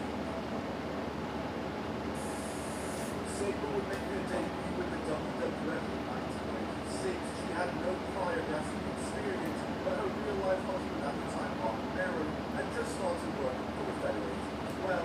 She would immediately jump into storylines and acted with him and became his manager.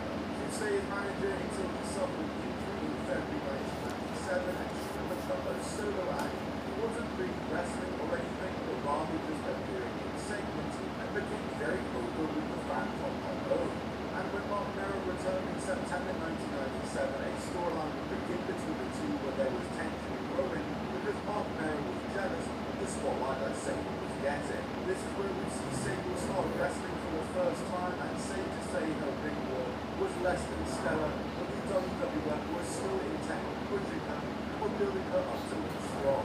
She turned on Mark Mero, and after feuding with him would set her sights on the women's title, and in November 1998 at Survivor Series, Sabre would defeat Jacqueline to win the belt. Sabre would have a 176-day title reign with the belt, which was a pretty long run for the time, and Sabre, despite not being the best worker, was being pushed as the top woman, and this was rubbing off badly backstage. Sabre was unpopular backstage due to what I just mentioned, that she wasn't the best worker in the company or the division, and had no prior wrestling experience and training, but was being pushed near the top, which I guess, other wrestlers backstage just didn't agree with, and it was perceived as she lacked dedication to wrestling. She would drop the belt in May of 1999 and disappeared from TV abruptly, and supposedly she was in some sort of dispute with the company. And the next month, it would all be revealed when Sable quit the WWE and followed everyone on to the harassment and unsafe work conditions. And if you ever saw a segment of WWF with Sable and Vince McMahon, then this isn't very surprising. The suit came to the settlement out of court in August, and that seemed to be the end of that. But very surprisingly, Sable would actually return to the WWE as she came back in 2003 and was even wrestling again. It was a surprising move to see her come back 4 years later after everything that had transpired, and this was a short run though, as it only lasted about a year and a half, and she departed the company in August 2004 in order to spend more time with her family, and this time herself and the WWE had to part with each other on good terms.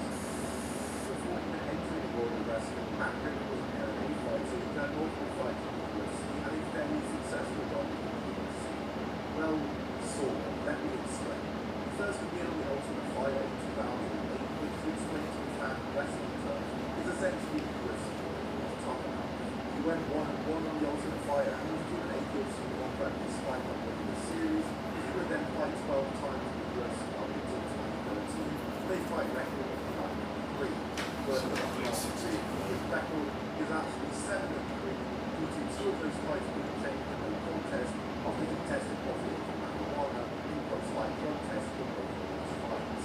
With the second positive test in February 2013 leading to his release from his UFC contract, he would have one more MMA fight for title fighting championships within that fight ending his career at 8 wins and 3 losses. And 8 months after his last fight, it was reported that Matt Riddle was trained to be a professional wrestler and he would make his debut in February 2015 in the Monster Factory. That same year, he also won the Monster Factory World title, as well as signing for the Evolve and participating in a WWE tryout. The next year, 2016, he entered Pro Wrestling Guerrillas Battle of Los Angeles, but was eliminated in the first round. Matt Riddle would spend years as one of the top indie wrestling names and would wrestle for promotions all around the world until finally, in July 2018, it was reported that Matt Riddle had signed with the WWE. Sure enough, would appear in the crowd at NXT TakeOver Brooklyn in August 2018. And Matt Riddle would enjoy a solid run in NXT. He would be a main eventer of the Mid-Card guy, who would be a part of big matches like War Games and move on to NXT at Survivor Series 2019. But Matt Riddle never had won a singles title in NXT. In fact, his NXT run is probably most known for his tag team run with Pete Dunne, but they were known as the Closerweights. The Closerweights entered and won the Dustin Rhodes Tag Team Classic in 2020, which earned them a shot at the NXT Tag title, which they won at NXT TakeOver Brooklyn 2020 in February. However, shortly afterwards the titles, COVID was striking, Pete Dunne would not be able to travel to NXT. Matt Riddle would defend the titles alongside Timothy Thatcher as the substitute partner, but they would lose the title on May 14, 2020 NXT Superior, when Timothy Thatcher was out on Matt Riddle. This would result in a 5-minute match 2 weeks later, which Thatcher won and was winning the last I'm gonna stay on here for another 20 minutes.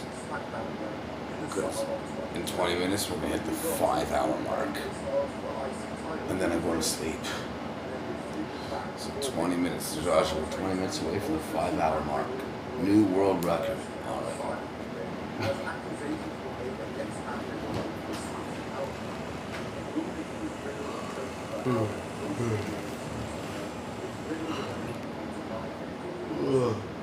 And also post-space statement was returning to social media to a couple of months. He had stated that he had an affair with the woman, but everything was consensual, and Riddle would also file a restraining order against her alleged stalking and harassment for which originated months later. The accuser would file a lawsuit in October 2020 against Riddle with the WWE.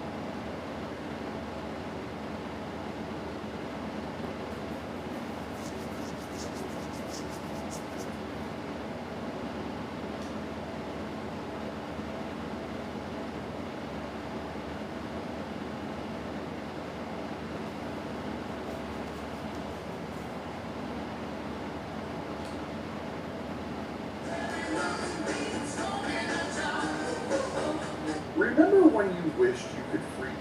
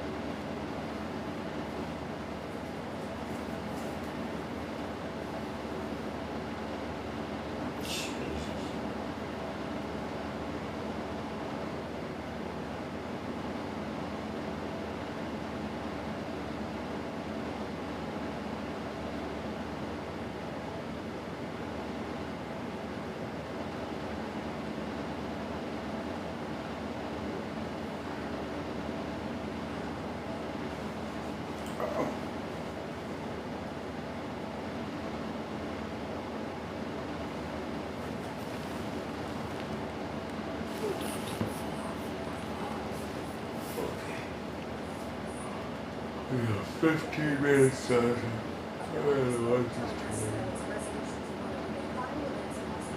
Yeah, Canadian News has confirmed investigators with the Austin Police Department believe they have solved the infamous Golden Shop murders after nearly 34 years. Finally, the answer to this question that was haunted Austin for decades. Who killed these boys? Jennifer and Sarah Harbison, Eliza Thomas, and years back in December of 1990. The senior investigative reporter Tony Poletsky is here with us with what he's learned about this break of the case. And Tony, it is hard to overstate the significance of this news that we're delivering right now.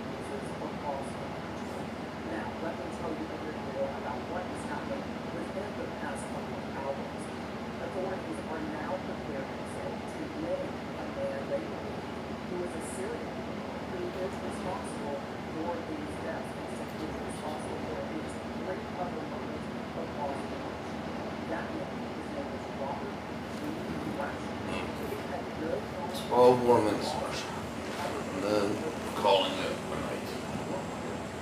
12 minutes.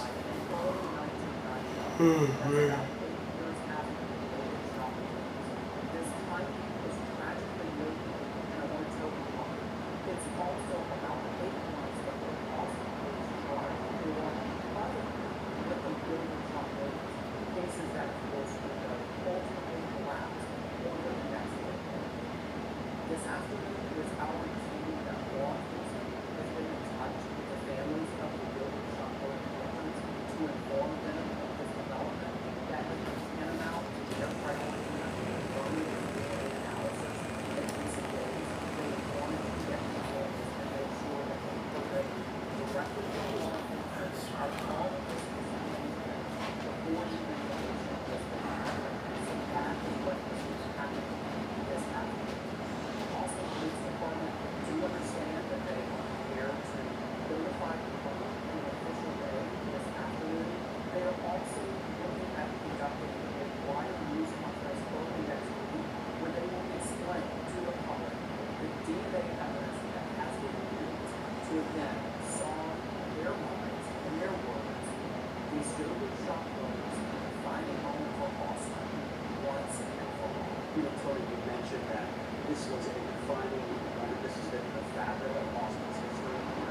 is let's go back over what happened, because as you know, Austin has changed a lot in the last 30 years. But many of our viewers may not know the significance of that night back in 1991.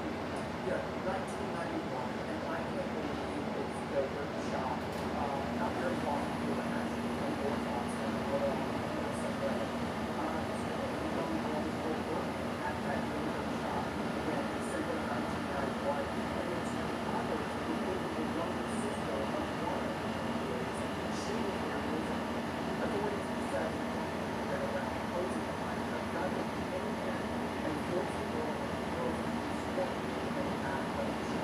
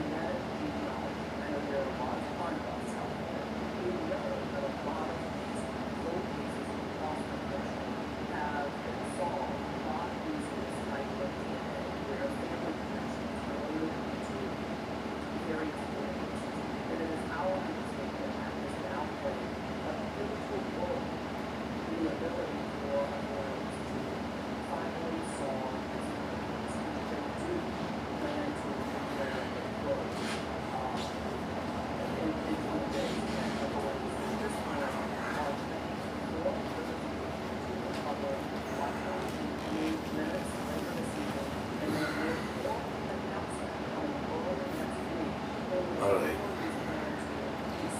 I'm gonna go to sleep. I'm tired. Alright. Juanita, Jasmine, everybody else, thank you for tuning in. I'm going to sleep. She's going to sleep. We're all going to sleep. Back tomorrow. Thanks, guys. Thank you, ladies. Love you.